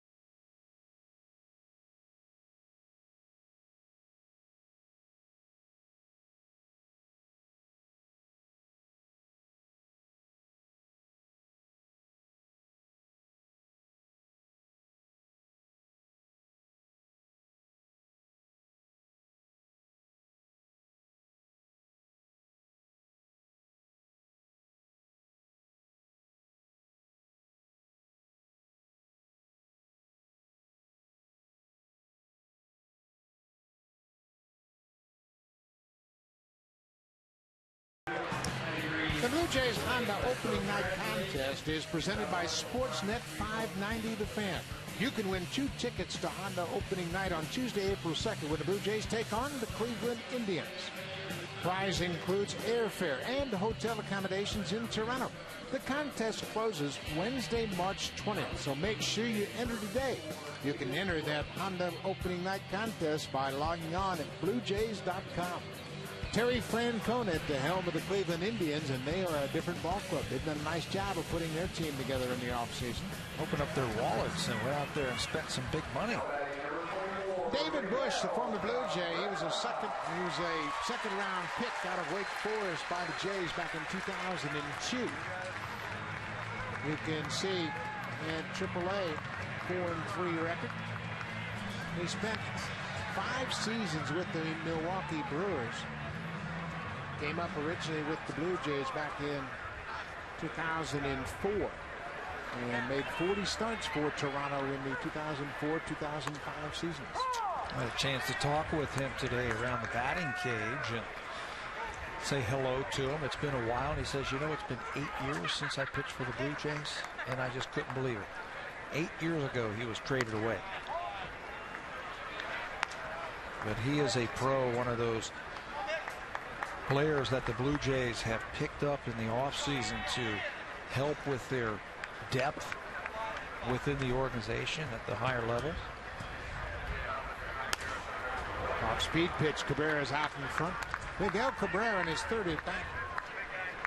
Batting here to start things off for the Tigers in the 5th. He grounded to third his first time up, and then had a monstrous home run to the top of the berm in deep left center off Steve Delabar to start the 3rd.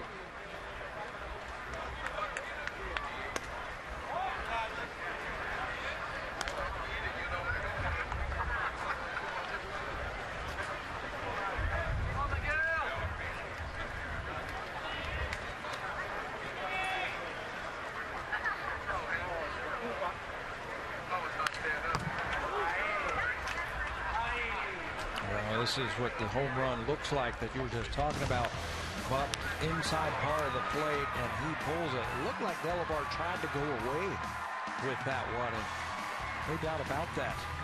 Right over the hill in left field as Cabrera picks up his first home run of the spring.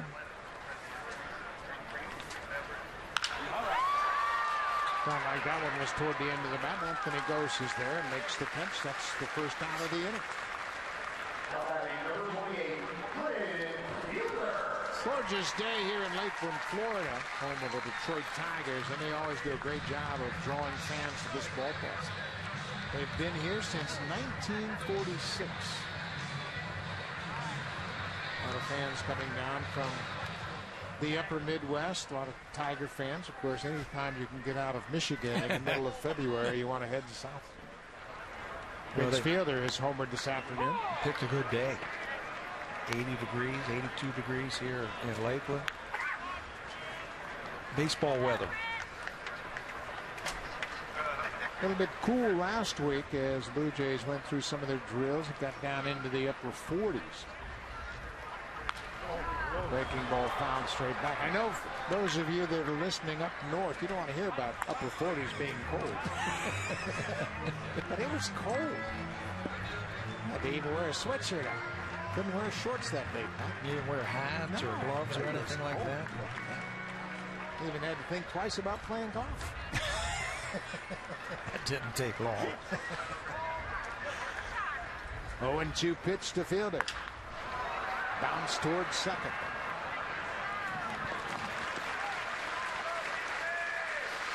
You know, that's the thing with David Bush. He can move the ball around. He's got all 4 of the pitches, fastball, slider, curve, change, and he's going to go upstairs. And Fielder thinks he can do something with that one. Somehow he got on top of that ball to top at the second base for the out.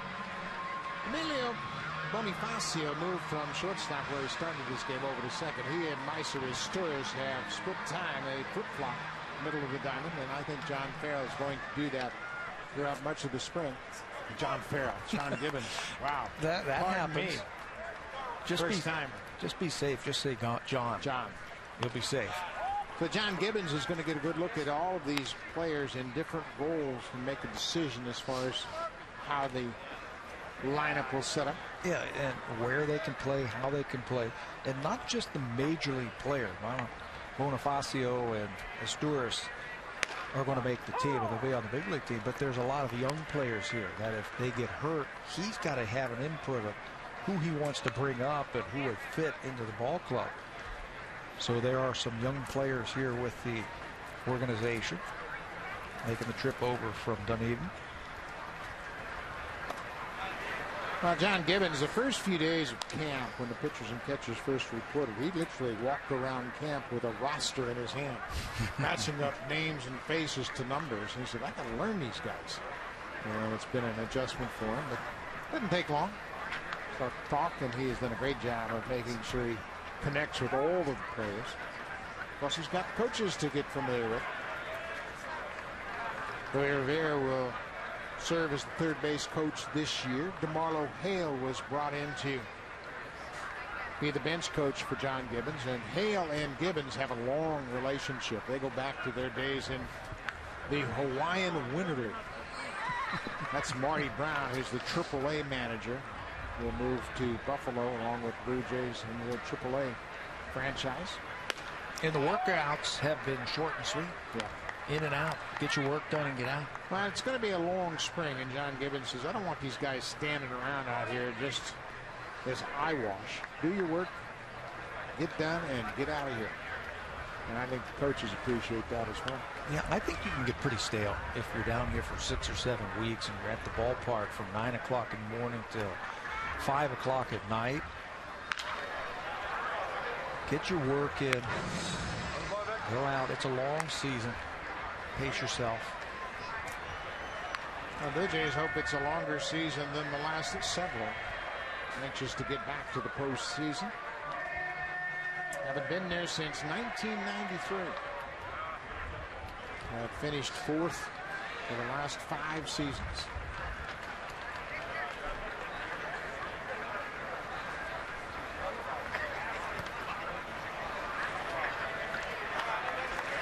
Victor Martinez takes a 2-out walk. David Bush in his first inning of work. He is slated to work 2 innings here this afternoon. We mentioned Bush had pitched very well for the Milwaukee Brewers as a starter. He was traded to Milwaukee in a deal where the Blue Jays acquired Lyle Overton, Gabe Gross, Ty Gross, and Zach Johnson came to the Brewers along with David Bush for Lyle Overbay and Ty Tannenbaum in December of 2005. Andy Dirks, this is the lazy fly ball into center field. It's caught by his first behind the bag, just off the end of the bat. Tigers strand a run. We've played 5 here in Lakewood. It's 3-3.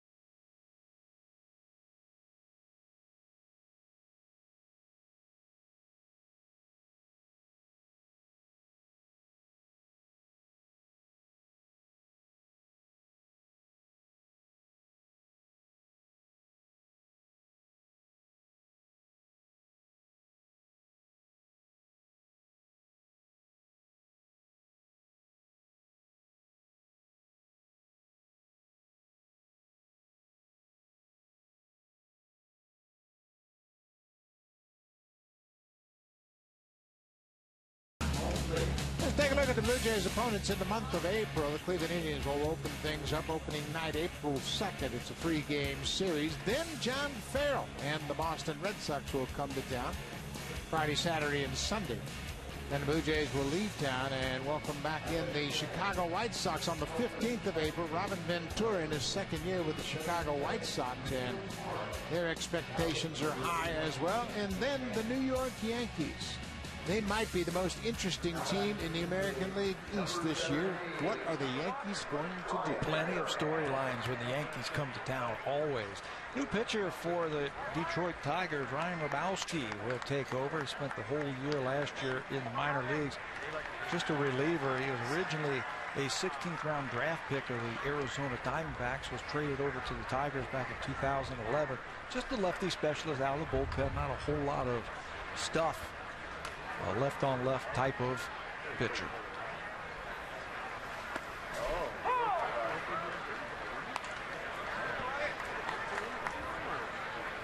New batter for the Blue Jays is Ryan Longerhans, and you can see his numbers from AAA. Salt Lake City in the Pacific Coast League a year ago. He's batting for Moises Sierra. The Blue Jays have done a good job of bringing in 6-year minor league free agents, and the switch from Las Vegas to Buffalo has really strengthened their position in encouraging veteran minor leaguers and former major leaguers to sign on with the Blue Jays and play in AAA. Buffalo is a great venue. Knocked down at first base by Tuiasa Sopu, and it's over the head of the pitcher.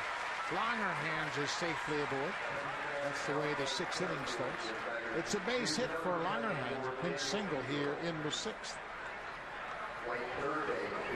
Explain to the fans why moving to Buffalo, especially for a minor leaguer, as you watch Longerhans cover that outside pitch. And if it wasn't for the play by Tuiasa Sopu knocking it down, it would have been extra bases, but he'll take that infield hit. Well, the attraction of Buffalo, it's a beautiful ballpark in downtown Buffalo, and the travel is pretty easy. It's in the International League, and of course the proximity to Toronto is another aspect that's appealing. Las Vegas is an older ballpark, conditions not good, hot desert all summer long, and it's just not conducive to guys that know they're going to play in AAA, where they have options, they have choices, and now all of a sudden Blue Jays AAA franchise being in Buffalo has allowed them to sign. Well, if you're an agent for pitcher A, okay, and one of your options is to go out in Las Vegas in the PCL, and the ball flies in the PCL, especially in that ballpark in Las Vegas, would you want your client going there and getting a 5, 6, 7 earned run average? You don't get too many jobs doing it that way. And you're going to have ugly stats if you pitch in the Coast League to begin with. And I think that's a concern. But now in Buffalo, like I said, the ballpark's a great situation. The franchise, the organization in Buffalo is outstanding. And they have been affiliated with the Mets. And now the Blue Jays are very cognizant of putting together a good product down there in AAA to really develop a strong relationship with Buffalo. There's a strike. It's 3-1 to Anthony Gose. I think it works out beautifully for Toronto. Something happens in batting practice, a player gets hit or there is an injury, something like that, they can call down to Buffalo if they are in town and have them there by game time, as opposed to taking an all-nighter from Las Vegas.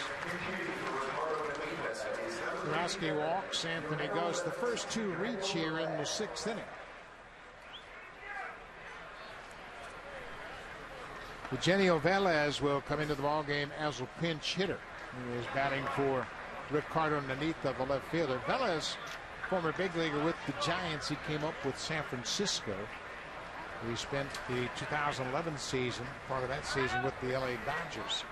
Last year, he was in AAA Memphis with the Cardinals. Switch hitter batting right-handed against Grabowski.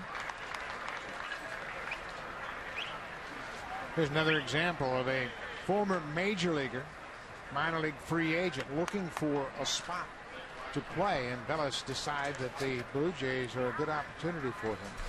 He's 30 years old. He too is a switch hitter, as I mentioned. Off speed pitch, he's way out in front. Velez has almost 3 years of Major League service. Spent parts of 4 seasons with the Giants, 2007, 8, 9, and 10. And played with the Dodgers in 2011. Insurance once again will probably begin the season in the minor leagues. And a veteran, that fits perfectly, I think, for Buffalo. Another off-speed pitch, and Grabowski strikes out Velez. Out in front, like a change-up from Grabowski to get Velez. Now here's a familiar face to many Blue Jay fans. You'll see Mike McCoy stepping in as a pinch hitter. McCoy is batting for Emilio Bonifacio.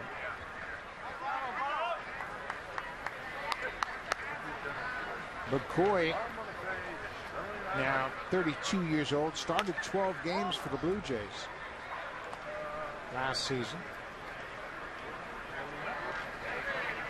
Started out his career in the Cardinals organization, then went to the Orioles. Spent some time with Colorado. Blue Jays claimed him off of waivers from the Colorado Rockies in November of 2009. Been an interesting guy, versatile guy that can play infield and outfield. Another one of those types of players I think every good team has to have, where he can help you out and play different positions. He can play the infield and the outfield, and he can run a little bit. When you are putting your bench together, you're looking for guys who can play multiple positions and can come off the bench and help you win a ball game. There were a couple of times last year where Mike won a game with a nice sacrifice bunt to help set up the winning run, or make a nice defensive play either at shortstop or in the outfield to come up with a big base hit. Just grind it out day in and day out.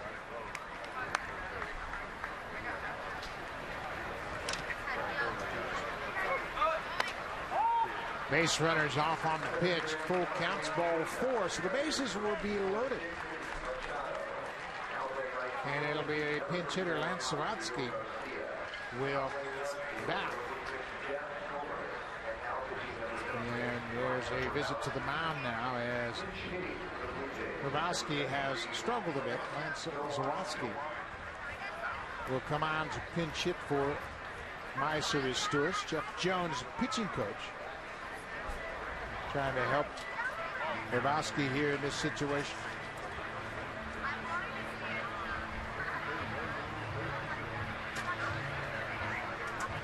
Jim Leland with his longtime coaching pal Gene Lamont.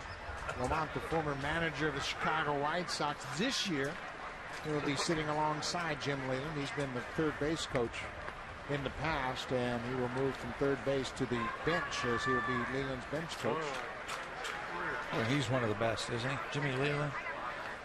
He's come to the ballpark, play hard that day. He tells it like it is also. He won his 600th game in a Tiger uniform last year. Became the third Tiger manager to have 600 wins for Detroit. Huey Jennings in the early 1900s had 600, and then the great Sparky Anderson had 600 wins. So there have only been 3 Tiger managers that have amassed over 600 wins while in a Tiger uniform. Sawatsky hits this ball high and deep to right. Garcia looking up. Grand slam over.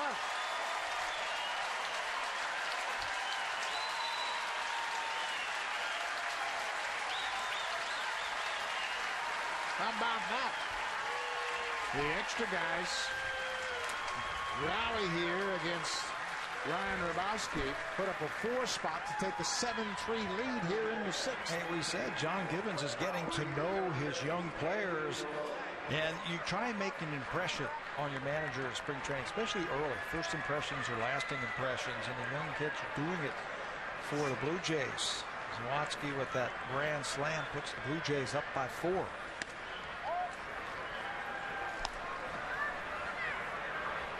Well, that's what spring training's all about. An opportunity to show your skills and make an impression.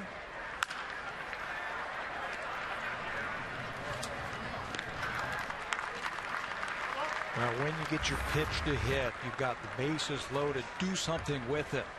A pitch that is down right into the swing path. Zawadzki, he doesn't miss it, and that had great sound. No doubt about that one as it soars over the scoreboard in right field. You know that John Gibbons is going to remember that when he needs somebody late in the summer if a player is hurt. Now a pinch hitter, Luis Jimenez, batting. Jimenez is batting for Adam Lynn. Lynn had a good day at the plate. Couple of hits, a sac fly, finished up perfect 2 for 2.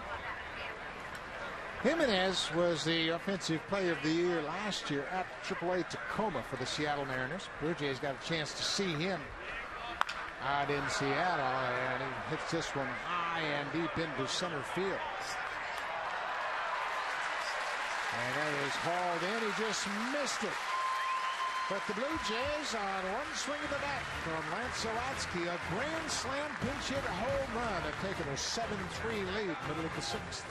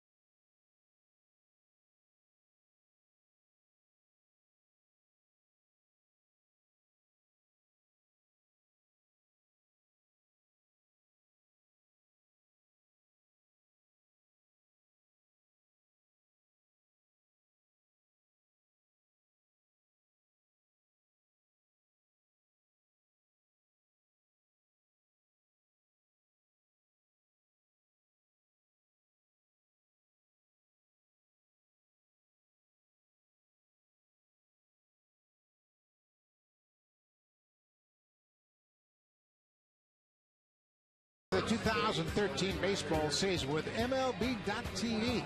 Watch every out-of-market regular season game live or on demand in HD quality.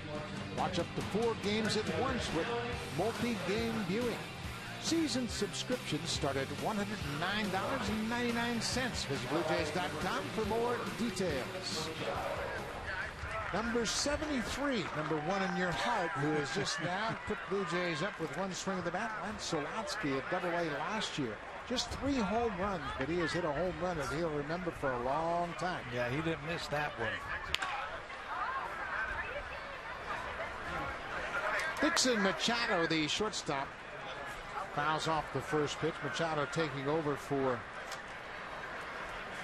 Johnny Peralta. Regulars for the Tigers played 5 innings, and then there were wholesale changes. They've changed the entire lineup. Machado played right here at Lakeland last year. Breaking ball off to play. David Bush working in his second inning of relief.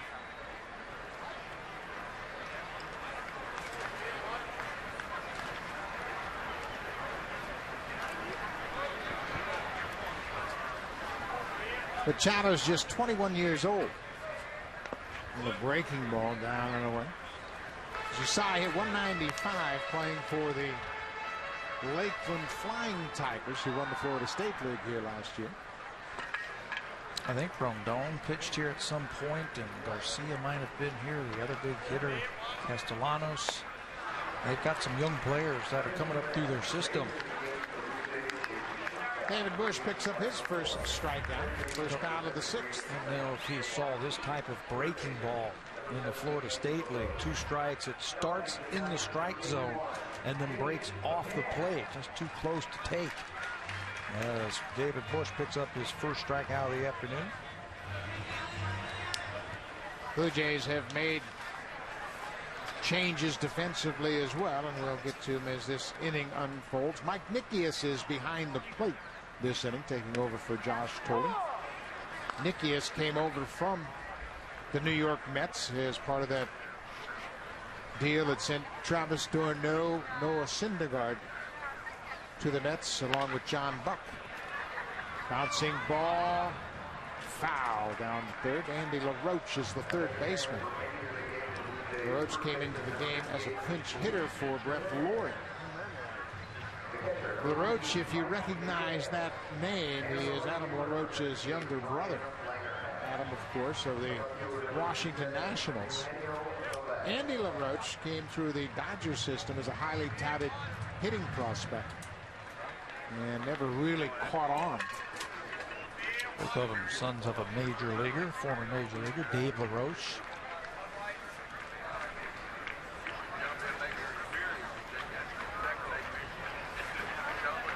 Looking out at the team that is out on the field right now, a lot of things can happen over the next 6 or 7 weeks in spring training, but this might be the AAA team that starts in Buffalo this year. Bouncing ball. Mike McCoy at shortstop. Across the diamond in time, and James McCann, the pitcher, is retired. Veteran Ramon Ortiz is loosening up. He is slated to go a couple of innings here this afternoon. Another example of a veteran major leaguer, big part of that 2002 Angels World Series team. See, I don't think he signs here if the Blue Jays are still in Las Vegas. No. Here, David Bush. He pitched in the International League last year for the Yankees AAA team and won 16 games. Those little things, just that move back to the International League for the Toronto Blue Jays, things like that, you're able to attract a better 6-year free agent. Eugenio Suarez has taken over defensively at second base, gets his first at bat. There's a happy young fan enjoying a beautiful day here at Lakeland. And we're glad you're here, young lady. Breaking ball fouled back.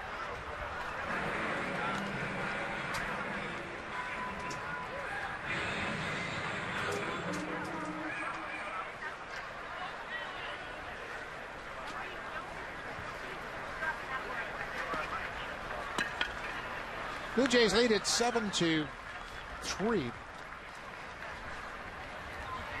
see Nicky is giving that high target on that fastball upstairs, and Suarez was able to lay off. Talked to Dave Bush today, and he said, "You got anything new for me?" He says, "No, it's the same old stuff. Fastball, curveball, slider change, maybe a little bit slower than it was a few years ago." Well, he jams Suarez and on the first to end the inning. David Bush has a good outing. He works 2 innings and doesn't give up a run. Picked up the strikeout. Blue Jays up 5-4.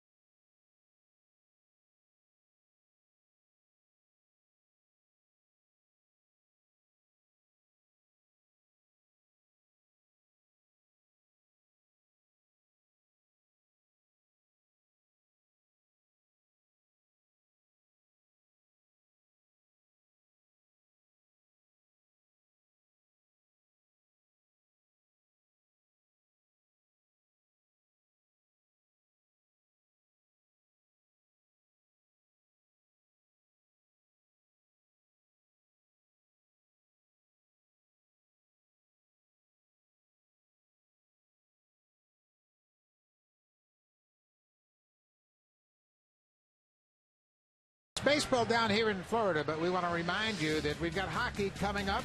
The Phoenix Coyotes and the Edmonton Oilers will tee it up. Sportsnet West will have it all for you. You will not miss a minute of that ball game on Sportsnet West on that hockey game. The Oilers and Coyotes. Regional restrictions apply, but that'll be coming up bottom of the hour. Lots of great NHL action right here on Sportsnet West.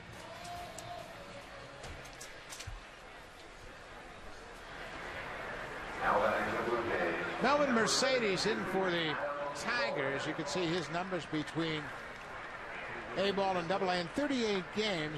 Another power pitcher, and you can see good numbers against right-handers. And like with so many youngsters, he needs to polish up his approach to the lefty hitters. Yeah, a little bit better, and he's got good movement to his fastball. Fastball pretty good, and it dives down and away to a left-handed batter, and he will face a left-handed batter. Adam Lowen getting his first at bat here this afternoon.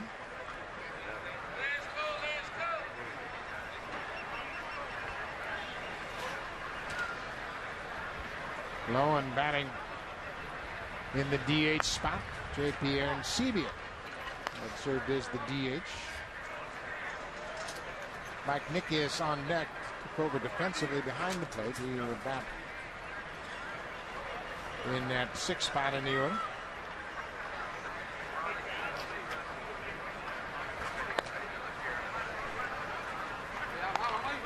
Adam Lowen looking forward to his time with Team Canada. He has taken balls at first base. Of course, Joey Votto will probably, I'm just going to go out on a limb, probably play first base for Team Canada. He hasn't announced it yet. No, he's going to wait a little bit longer, but it's everybody is thinking that he will play. He just wants to make sure his knees are fine before he commits. Yeah. Coming off of the surgery last year, and he got a couple of hits in yesterday's ball game as the Reds opened up the Cactus League out in Phoenix. He had a couple of hits. The Reds ended up losing that game, but chances are he's going to be there for him.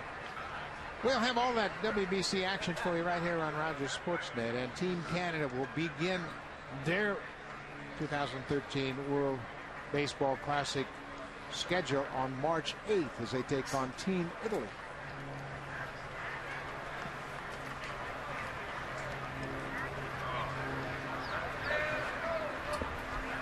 '30-year-old Mike Nikias, one of the two catchers acquired from the New York Mets, along with R.A. Dickey. Isn't it funny? They get one knuckleball pitcher and they get two catchers. Two guys that they can catch him. In fact, they've added a third that has caught Dickey in the past, and Henry Blanco, who was signed as a minor leaguer.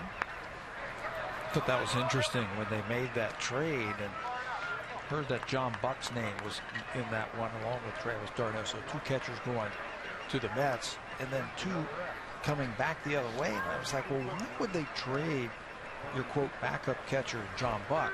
I mean, that's why they acquired him, right, from the Florida Marlins and Miami Marlins. And I'm like, of course, R.A. Dickey, you needed somebody who could handle him, and Tolley and Nikias did a great job with Dickey while they were in New York. Nikias actually had the best ERA while he was catching R.A. Dickey. Tolley, as we mentioned earlier in the ballgame, has the most experience catching R.A. Dickey, and I watched right behind the catcher yesterday when R.A. Dickey threw his side session. It's impressive. Not only because he throws such a wicked knuckleball, but he throws strikes with it. It's hard. It's very hard. Harder than your typical knuckleball pitcher that's coming in there floating. I remember watching Tolley last year handle him when I watch him on television. Very soft hands. A hard knuckleball, and he throws a slow one as well. And that's a little bit different. He's refining his craft as we go along. But boy, what a season he had last year. Needless to say, he was a National Cy Young Award winner. But you mentioned it in the opening as far as the Blue Jays in the offseason. They had a desire to add two starting pitchers to their staff. And John Gibbons, the manager, joined the ball club with the benefit of having three veteran starters added to your five-man rotation. That changes the look of this team dramatically. I talked to Alex Anthopoulos about that very thing this morning, standing around the batting cage. And You know, I was asking him after that big trade what the mindset was, what was he feeling, and he said, you know, we got Johnson, we got Burley, we want to team him with Morrow, and we're going to team him with Ricky Romero, and he said we still needed one more. In my mind, we still needed that one more pitcher, and when you acquire a #1 pitcher like R.A. Dickey is, he says everybody else gets pushed down the rung of the ladder, and now Brandon Morrow's your 2 and Burley's 3, Josh Johnson's your 4. However you want to stack it up, everybody takes a slot one step down. This is driven high and deep to center. Fields back on the warning track, up against the fence. Lowen tags at second. He'll move over to third. Daniel Fields stayed with that ball, stumbled and fell to the ground in center. Lowen tags and advances to third. Longerhein's put a charge into that ball to center field. 420. And right in front of that 420 sign, Fields hauls it in and gets it back into the infield quickly. Double play stays in order as Nicky was not able to tag up. So Nicky stays at first, and the double play is still in order, and there's a new hitter coming to the plate. That's a pinch hitter, Ryan Goins. And Goins had a heck of a year last year, really blossomed as a hitter, starting to become a prominent name in the Blue Jays minor league system. Played second base mostly last year in Double-A. Blue Jays didn't have a whole lot of depth in the middle of the infield last season throughout their minor league system.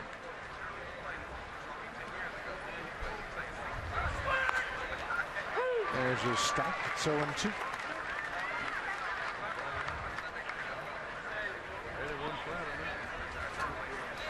Blue Jays lead it 7-3.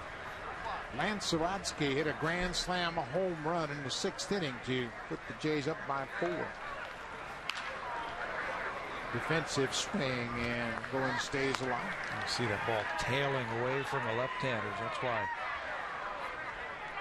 Mercedes had success against him. Fastball with good movement. And battle. Get that run in right here. Chance to make an impression. He's hanging tough. Fights off another tough pitch and stays alive.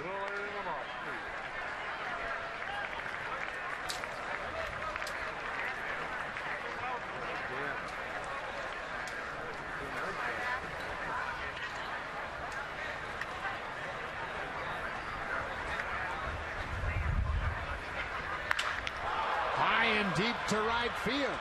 Aviseo Garcia watches it over the scoreboard. A 3-run home run for Ryan Goins. A couple of youngsters taking advantage of some at-bats here in Lakeland. Hey, Buck, you said it. He's starting to get a reputation as a hitter. You can see the athleticism just in the way he handles himself on the ball field. But now as a hitter, some power starting to come along. That was a great approach. The sinker down and away, and he just fouled it off down the left field line and then got one he likes. And watch how short and sweet that swing is. The barrel of the bat goes right to the baseball, and that one also over the scoreboard in right field. 25-year-old Ryan Goins drove in 61 runs last year at Double-A New Hampshire. Really had a breakthrough season at 289 for the season. And starting to get noticed in the minor league system. Pretty good looking swing right there. That fastball on the inner half, it looks like it's going to beat him, but he was quick and he got the barrel to the ball. Showing some pop as a middle infielder. Lance Sawatsky with a grand slam home run. Now Ryan Goins has expanded the Blue Jays lead. It's 10-3 Toronto.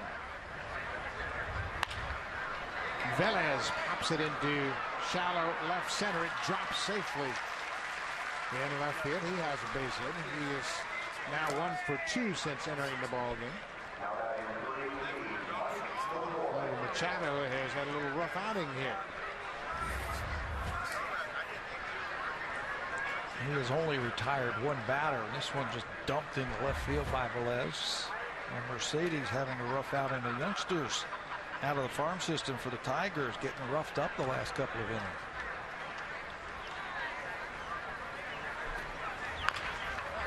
Mike McCoy beats it on the ground toward third. Danny Worth quickly unloads to retire McCoy. Velez moves up to second base, but now there are 2 down. I want to remind you that the hockey game between the Phoenix Coyotes and the Edmonton Oilers is coming up on Sportsnet West, bottom of the hour. You'll see every minute of the hockey action as the Coyotes take on the Oilers right here on Sportsnet. Sportsnet West for NHL action coming up next.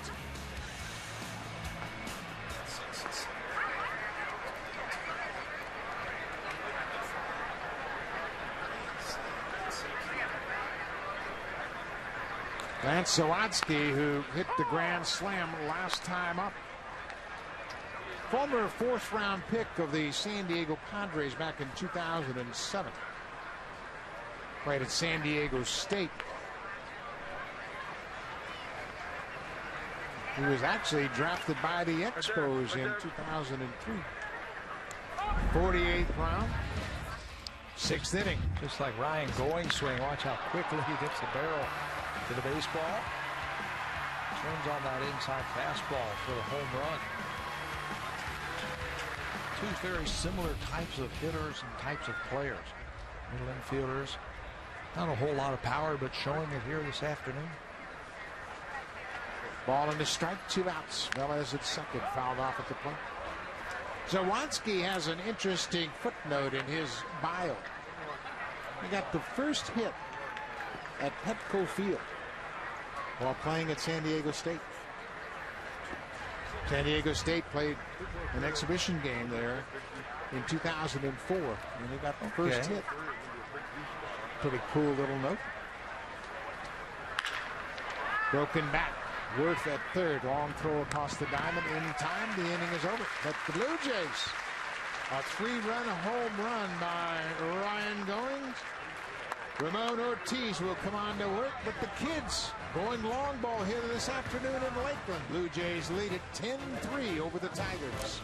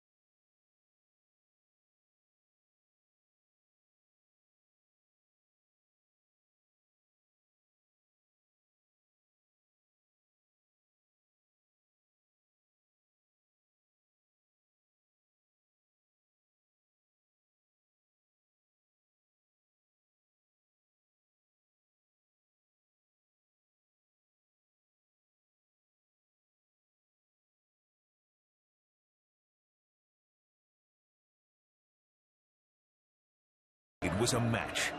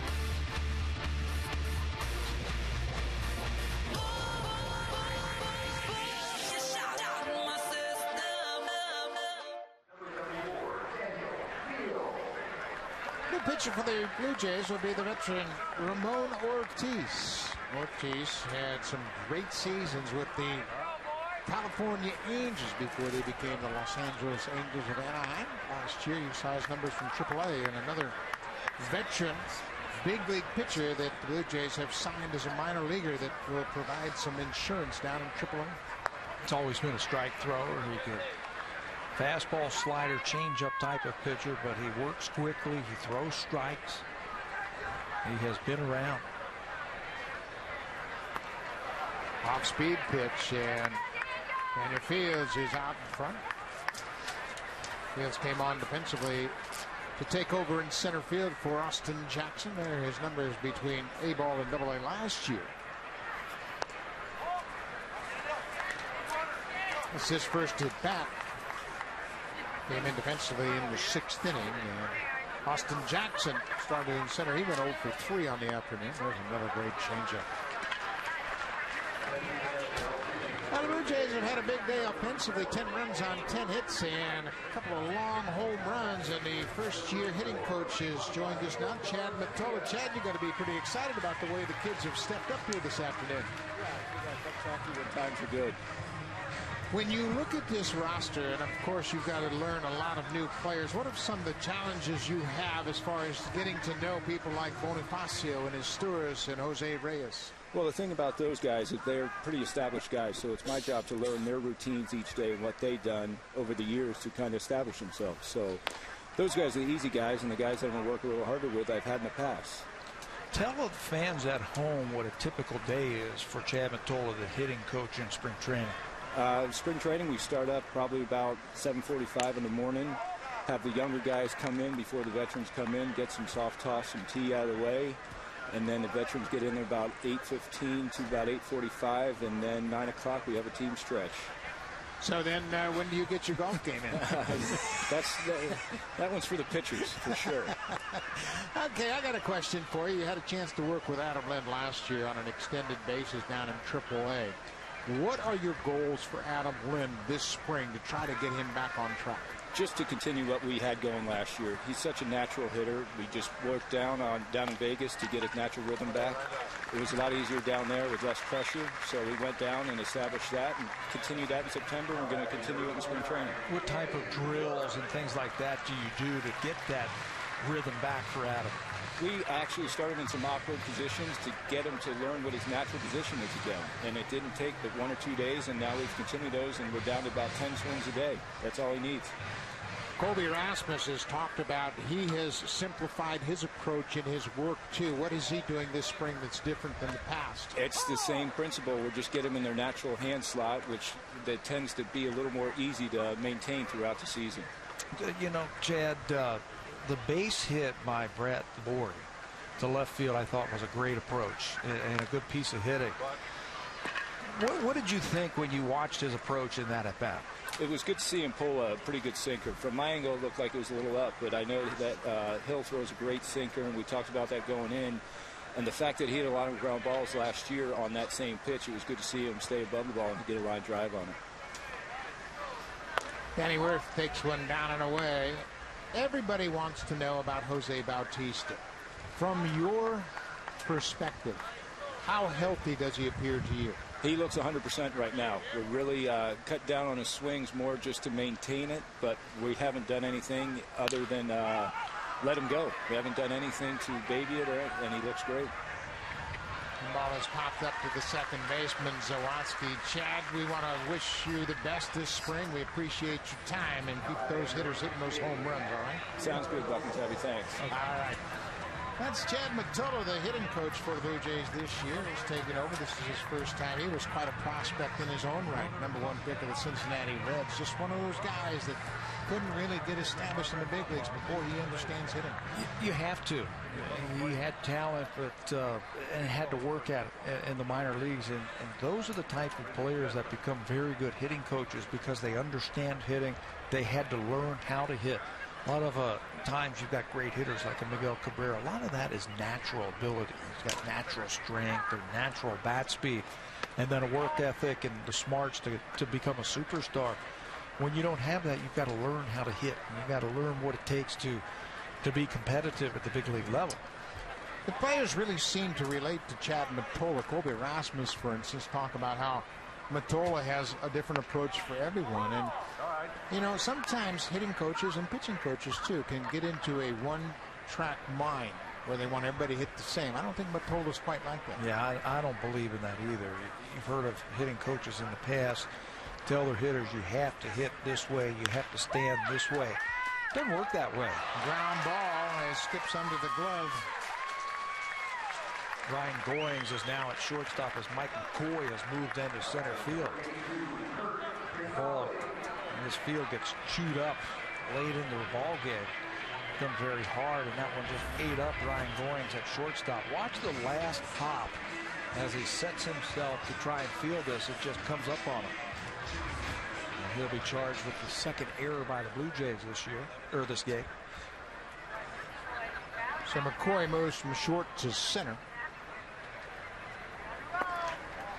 But to finish that thought, what we were talking with Chad Mottola, says, I don't believe everybody has to stand the same way. You have to do certain things to be a successful hitter. But I found it very interesting what he said about Adam Lynn. Natural hitter. Just wants to get him back to a free rhythm. And how did you find that? They did all kind of stances that felt awkward. What do you call it? Awkward stances? Yeah.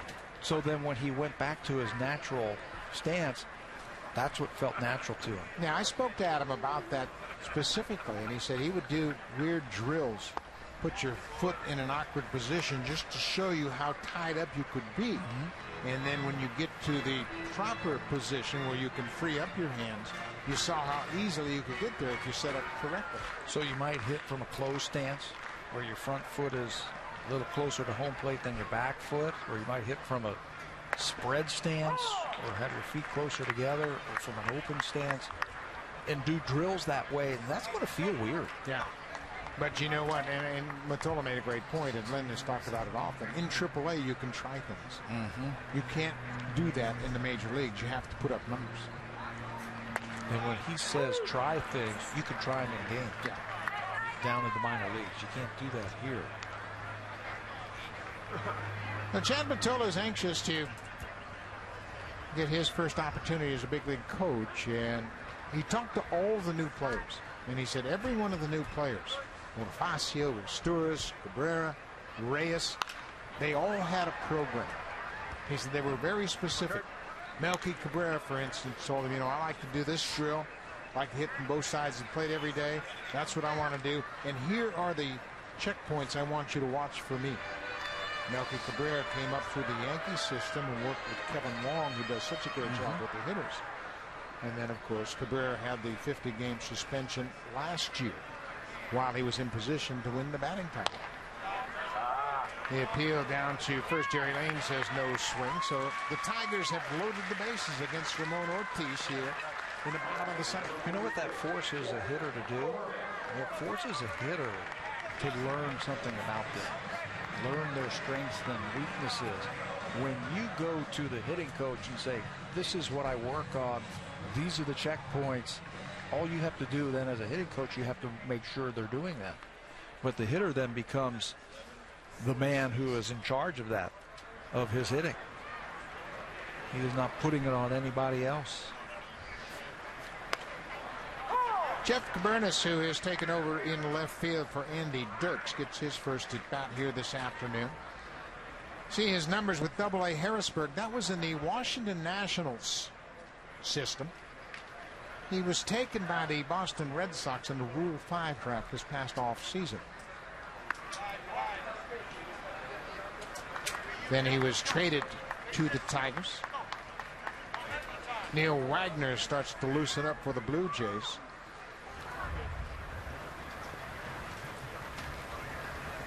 Ortiz was scheduled to throw 2 innings, but he has thrown a lot of pitches here, and Wagner's starting to loosen up. You know, not by his fault.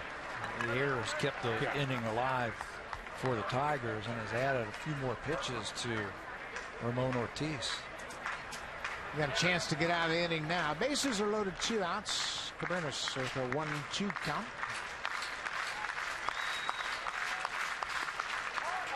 down and away. Boy, Ramon Ortiz, he's a veteran. He knows what you need to do to get hitters out. He gets that ball and fires. He doesn't waste any time. Looks like he's in great shape. Thin, wiry, and gets it very aggressive on the mound.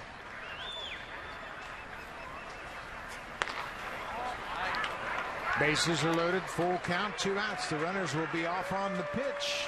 Tigers trying to get back in this ball game here in the 7th. It's 10-3 Blue Jays as they've scored 4 in the 6th and 3 in the 7th.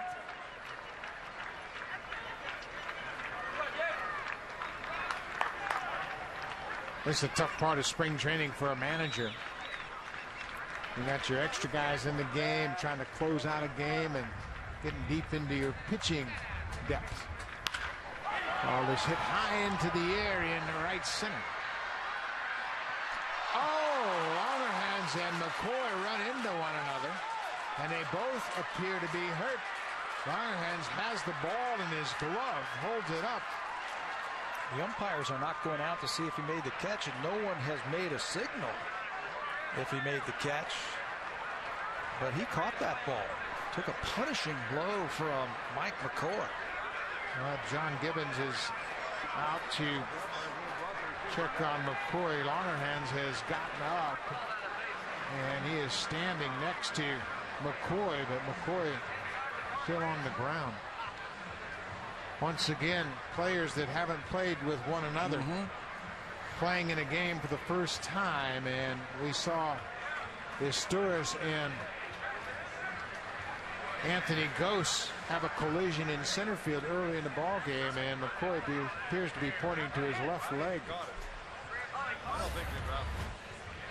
The ball is going to be lifted to right field. Now this ball is slicing towards the right field. You can see Longerhans is right there. McCoy just runs right into him. It looked like his knee. Watch his left knee hit right there. And how about Longerhans holding on to that baseball after taking that blow from McCoy? Well, it's too bad because Longerhans was basically camped under it. McCoy was calling for it, but once again, you haven't played with these guys. We saw it earlier, as we mentioned, Anthony Gose and Isturiz had a collision in center field. And now McCoy has gotten up a bit. He's sitting down now in the outfield. This is the one concern you have in spring training, injuries. And McCoy is now up on his feet. Mike Frostad, the assistant trainer, is attending to him. And now he looks like he's going to make his way right toward the Blue Jays clubhouse. A good check. So hopefully they'll be all right. We have played 7 innings here in Lakeland. Blue Jays lead at 10-7.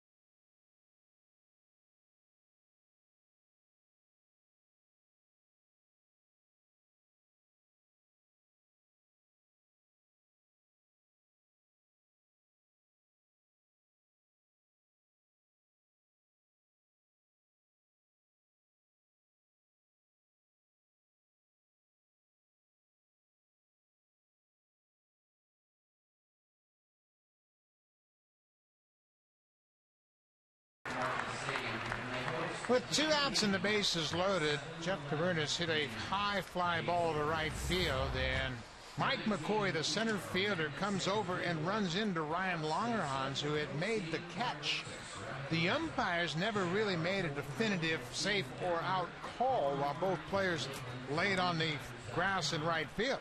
Jim Leland says, would somebody make a call? You never made a call. What is it? And he would eventually go out and have a discussion with Jerry Lane. And here's another look at the collision. Longerhans held on to the ball, even though Mike McCoy slammed into him, and they both laid on the ground for a while. And there you can see Longerhans holding the ball high in the air. But we never saw an umpire give an out sign. An out signal. What Jim Leland wanted to clear up. The Tigers never took the field. They waited until Leland went out there. But when they did, they had a new pitcher. And it's Dwayne Below, who takes over. 27 games last year with the Tigers in 2012. 388 earned run average, pitched out of the bullpen for the Tigers. Andy LaRoche batting for a second time. LaRoche grounded out the shortstop in his first at bat back in the 6th inning. He gets jammed on this breaking ball. A little flare that the second baseman catches. Suarez makes the catch. That's 1 down.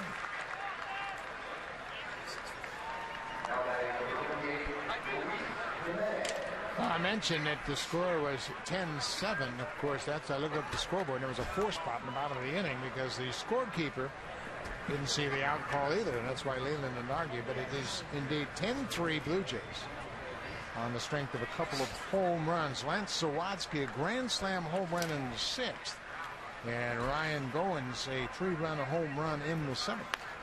Tigers, they have a couple of home runs with their big guys.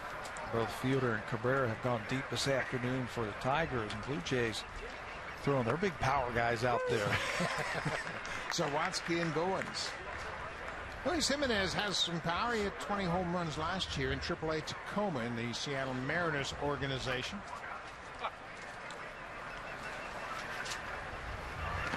He's a big guy. I was watching him today take batting practice. He's a big man. He's 30 years old. And he was originally signed with Oakland back in '99.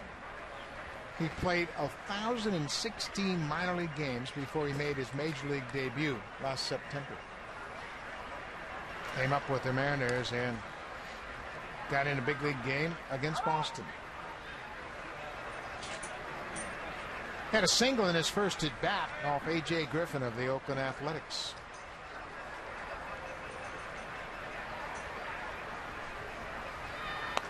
He played in 2009 in Japan.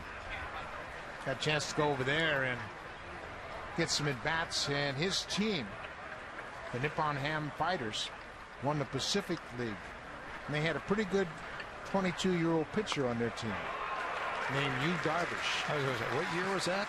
2009? Sounds about time for Yu Darvish.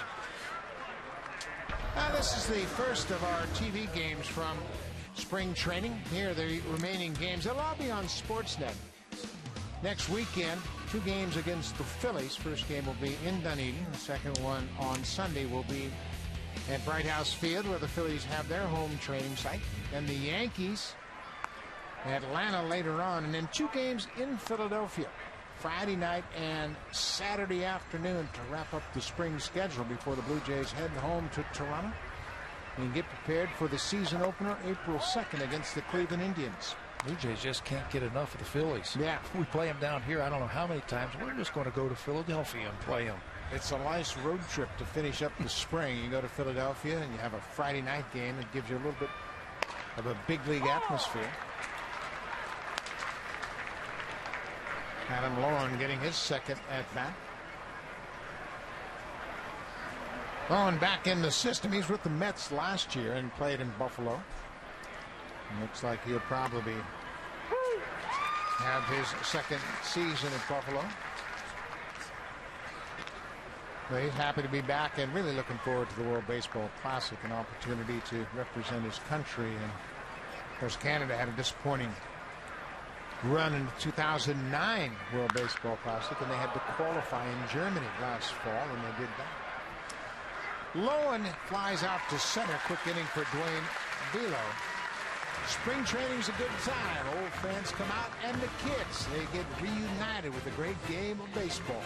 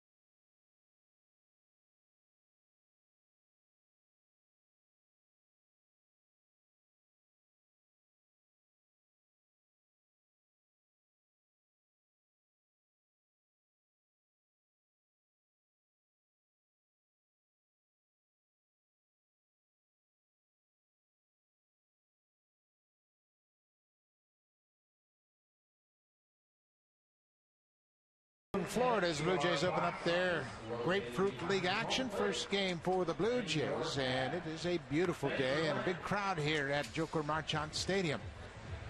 They have done some nice renovations here in this ballpark, including building that berm out there in left field, and the fans can bring their blankets and sit on the hill and watch the ball game. Great atmosphere here in spring training. The Tigers have been a big hit here in Central Florida for years, as we mentioned. They have been here in Lakeland since 1946. New pitcher for the Blue Jays is Neil Wagner, who pitched in AAA last year. Wagner split time between a couple of different minor league teams, and the Blue Jays saw him in the Coast League, and he's got a chance to work some more here and give the Blue Jays a little more depth down in the minor leagues. Signed to do just that. He's got a nice little split finger fastball, little breaking ball, strictly out of the bullpen for Toronto.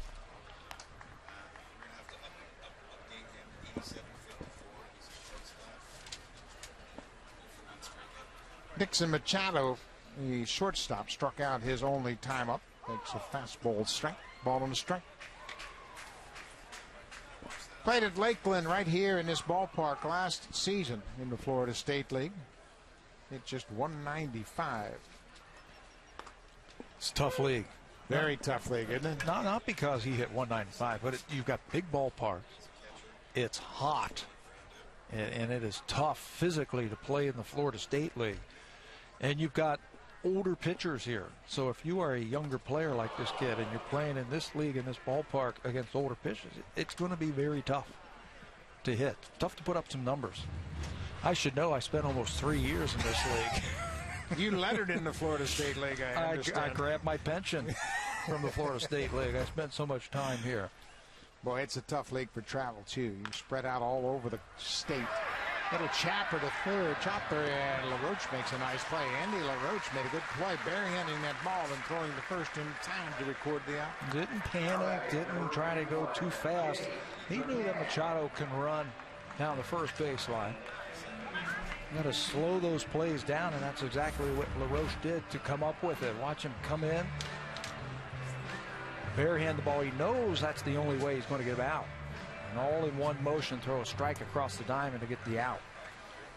Couldn't draw it up any better than that. James McCann, the catcher, batting for a second time. Gets fisted on that pitch and pops it into seats. Another pretty good McCann behind the plate. I believe these two are related, but Brian McCann coming back from shoulder surgery for the Atlanta Braves, and the Braves are picked to do a good job in that National League East. I think the front runners, of course, the Washington Nationals, are a terrific team. Yeah. How about that National League East? Could that be the best division in all of baseball? Well, you expect the Phillies to be better, but they still have age concerns. The Braves, of course, they picked up a pair of Uptons that are pretty good. How about that outfit? That might be the best outfit in baseball. When you combine power, speed, hitting ability, defensive skills, arms. Justin Upton, B.J. Upton. Jason Hayward. Jason Hayward in right. I mean, that is a good outfit. And then all that pitching. And a powerhouse bullpen. I think they're going to give the Washington Nationals all they want all season long. I think they're going to be neck and neck all year long. The only thing that really concerns me, if I were the Braves, is that big chip that's on Steven Strasburg's shoulder. After not playing last year in the playoffs, they put him on the shelf, and I think he is a motivated guy. But he only pitches once every 5 days. Well, you know, if he wins 25 games, that'll be pretty good. You know, their pitching from top to bottom is probably the best in the National League. They signed Rafael Soriano to close, and they had two pretty good closers last year, and Tyler Clippard and Drew Storm. Now they're a complete team. Dan Herron? Yeah. Dan Herron comes over there, gives him some more depth in the rotation. There's a weak ground ball hit to second. Zalewski waits on it, and that's the second out of the inning.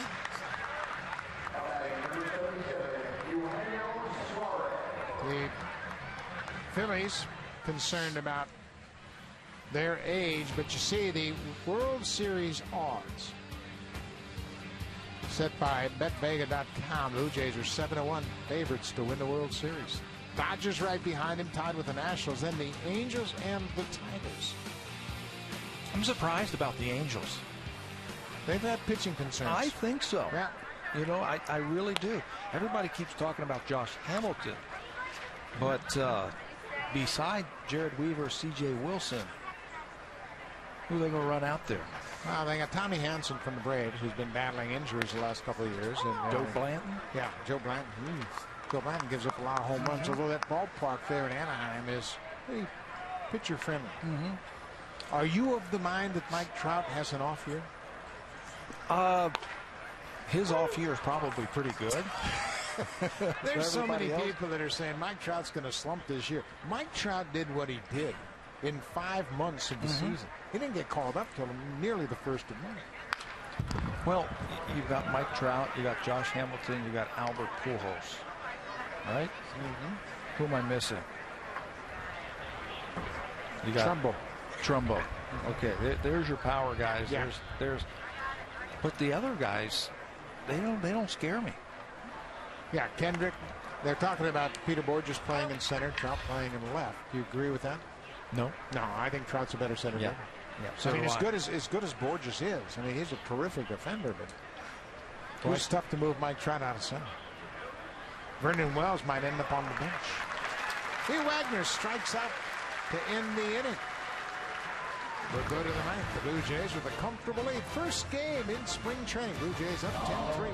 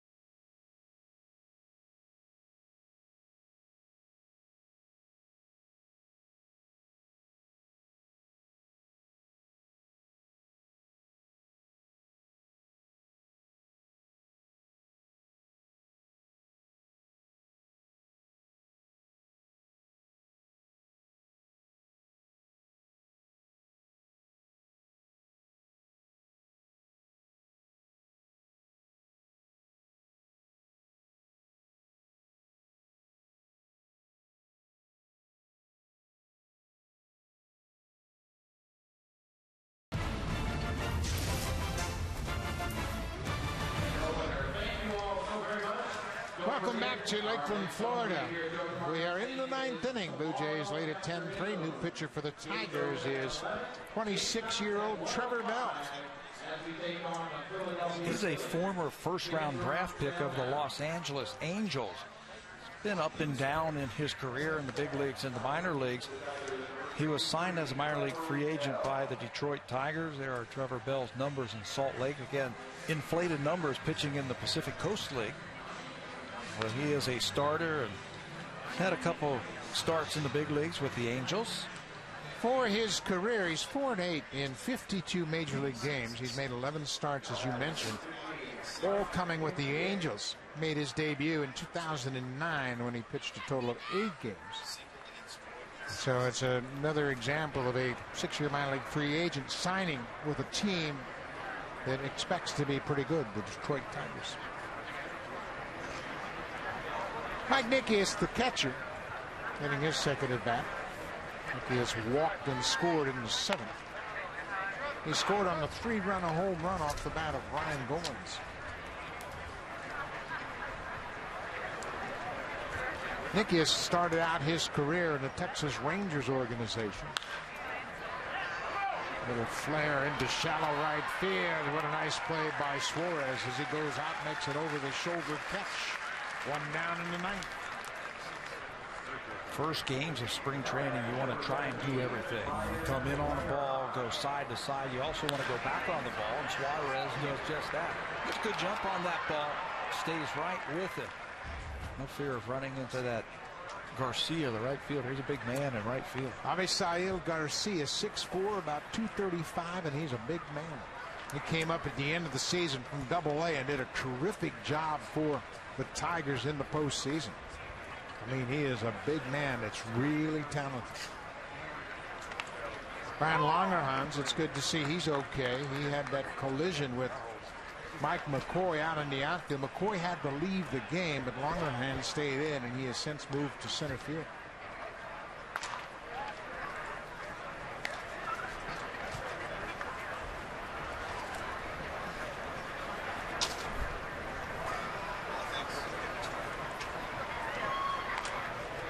Off-speed pitch misses outside.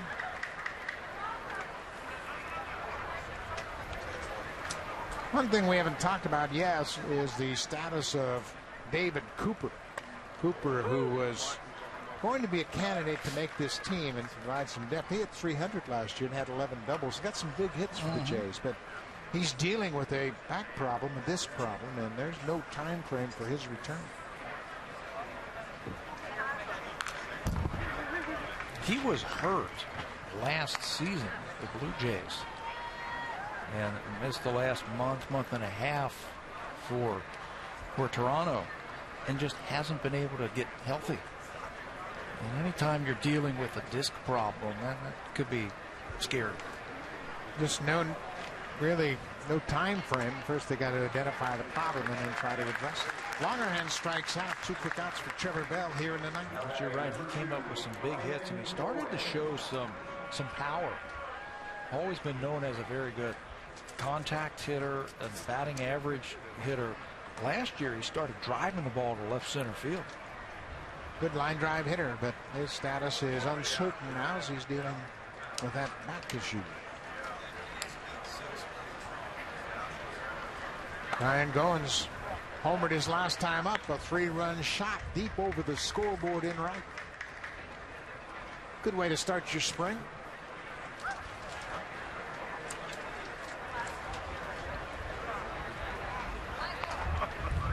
Of course, this time of the year, the hitters generally have the upper hand. Pitchers are out there getting their rhythm. They haven't really started to work on their breaking balls. They're more concerned about getting their legs underneath them than anything. Ryan played a little of extra at the end of last season. Got to go to the Arizona Fall League as one of the representatives for the Toronto Blue Jays.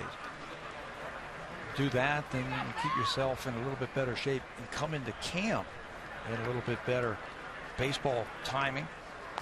And it showed in that at bat. Goins is from Round Rock, Texas. As you look at Chad Beck, who's loosening up, looks like he's going to come in and work the 9th. Beck, of course, has had time at the Blue Jays the last 2 seasons. Goins takes the walk. Got a couple of good at-bats here this afternoon. A 2-out walk.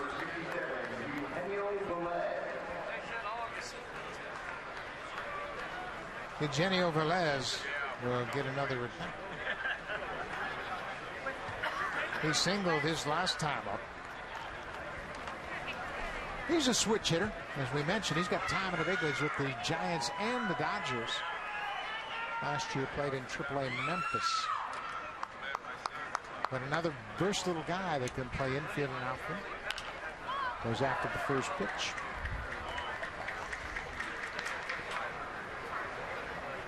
The Blue Jays have made significant changes to their roster, and the makeup of their team has a chance to be dramatically different. You mentioned the addition of switch hitters. John Gibbons is going to have plenty of options with the addition of Reyes, Cabrera, Vistores, and Bonifacio, the switch hitters that have been added to this club. The ball skips over the glove of Dixon Machado into left field. Second hit of the day for Velez. He too is a switch hitter. What about the added dimension of more team speed?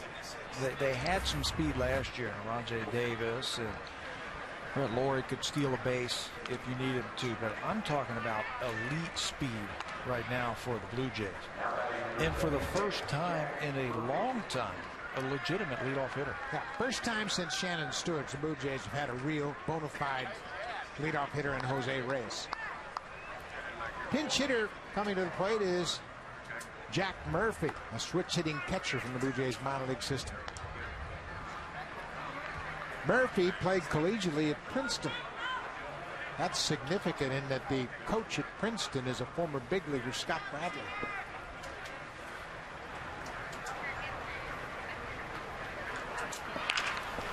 Broken back, little dribbler toward short. Machado quickly in time to retire Murphy, and the Blue Jays are done in the ninth. Chad Beck will come on to close out the game.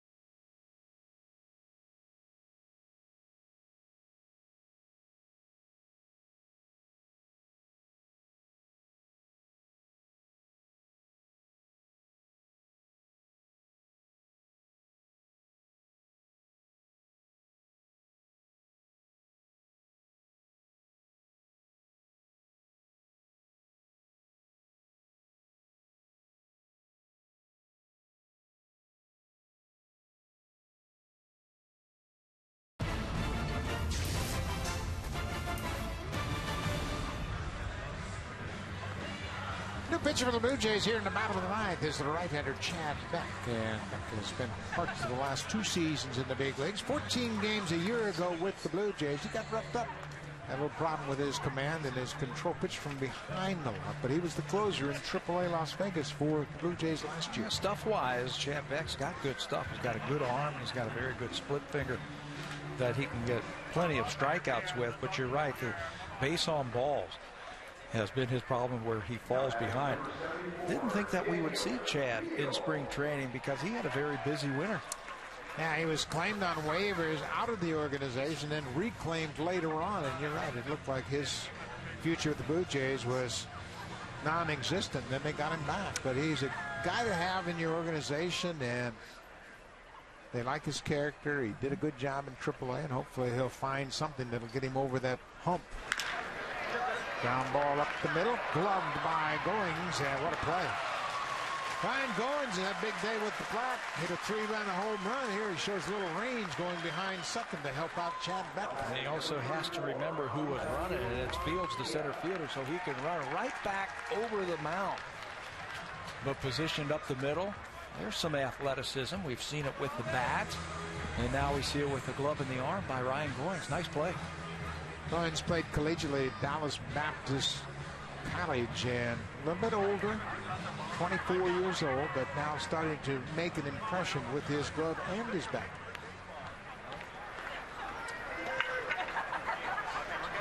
Avisail Garcia. He walked his last time up, came into the game defensively for Torrey Hunter.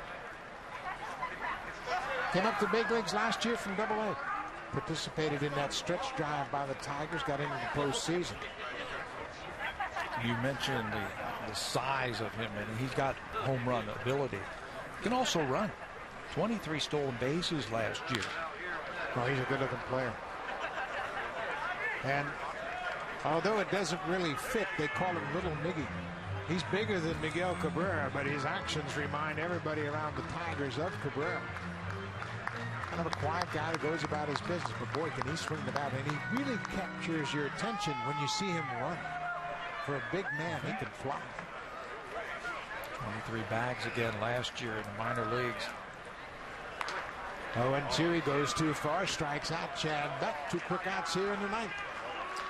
The Blue Jays are up 10-3, and there have been a couple of key moments offensively for the Jays. This was good to see from Brent Laurie off of Sean Hill to get it going in the 3rd inning. That pitch on the inside part of the plate, a home run, and then Lance Zawadski empties the bases, grand slam to right field to really blow this one open, and then Ryan Goins, the same thing, almost a carbon copy swing and placement of the ball, counting for 7 runs on 2 swings from the middle infielders.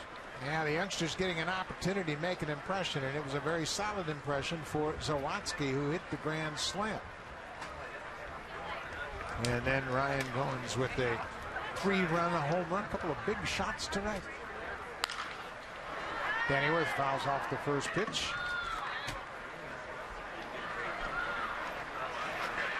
Just like the Blue Jays, the Tigers don't have many openings on their ball club. I mean, they're pretty well set. Of course, they're the reigning American League champs, and they have one goal in mind, and that's to get back to the World Series. They brought in Torrey Hunter to nail down right, and Chad Beck has just nailed down this ball game. Good inning of work for Chad Beck. 3 up, 3 down with a pair of strikeouts. Big day for the kids. Lance Zawadski with a grand slam. Ryan Goins with a 3-run home run. Blue Jays win the first game of their spring over the reigning champ, the Tigers. 10-3 for John.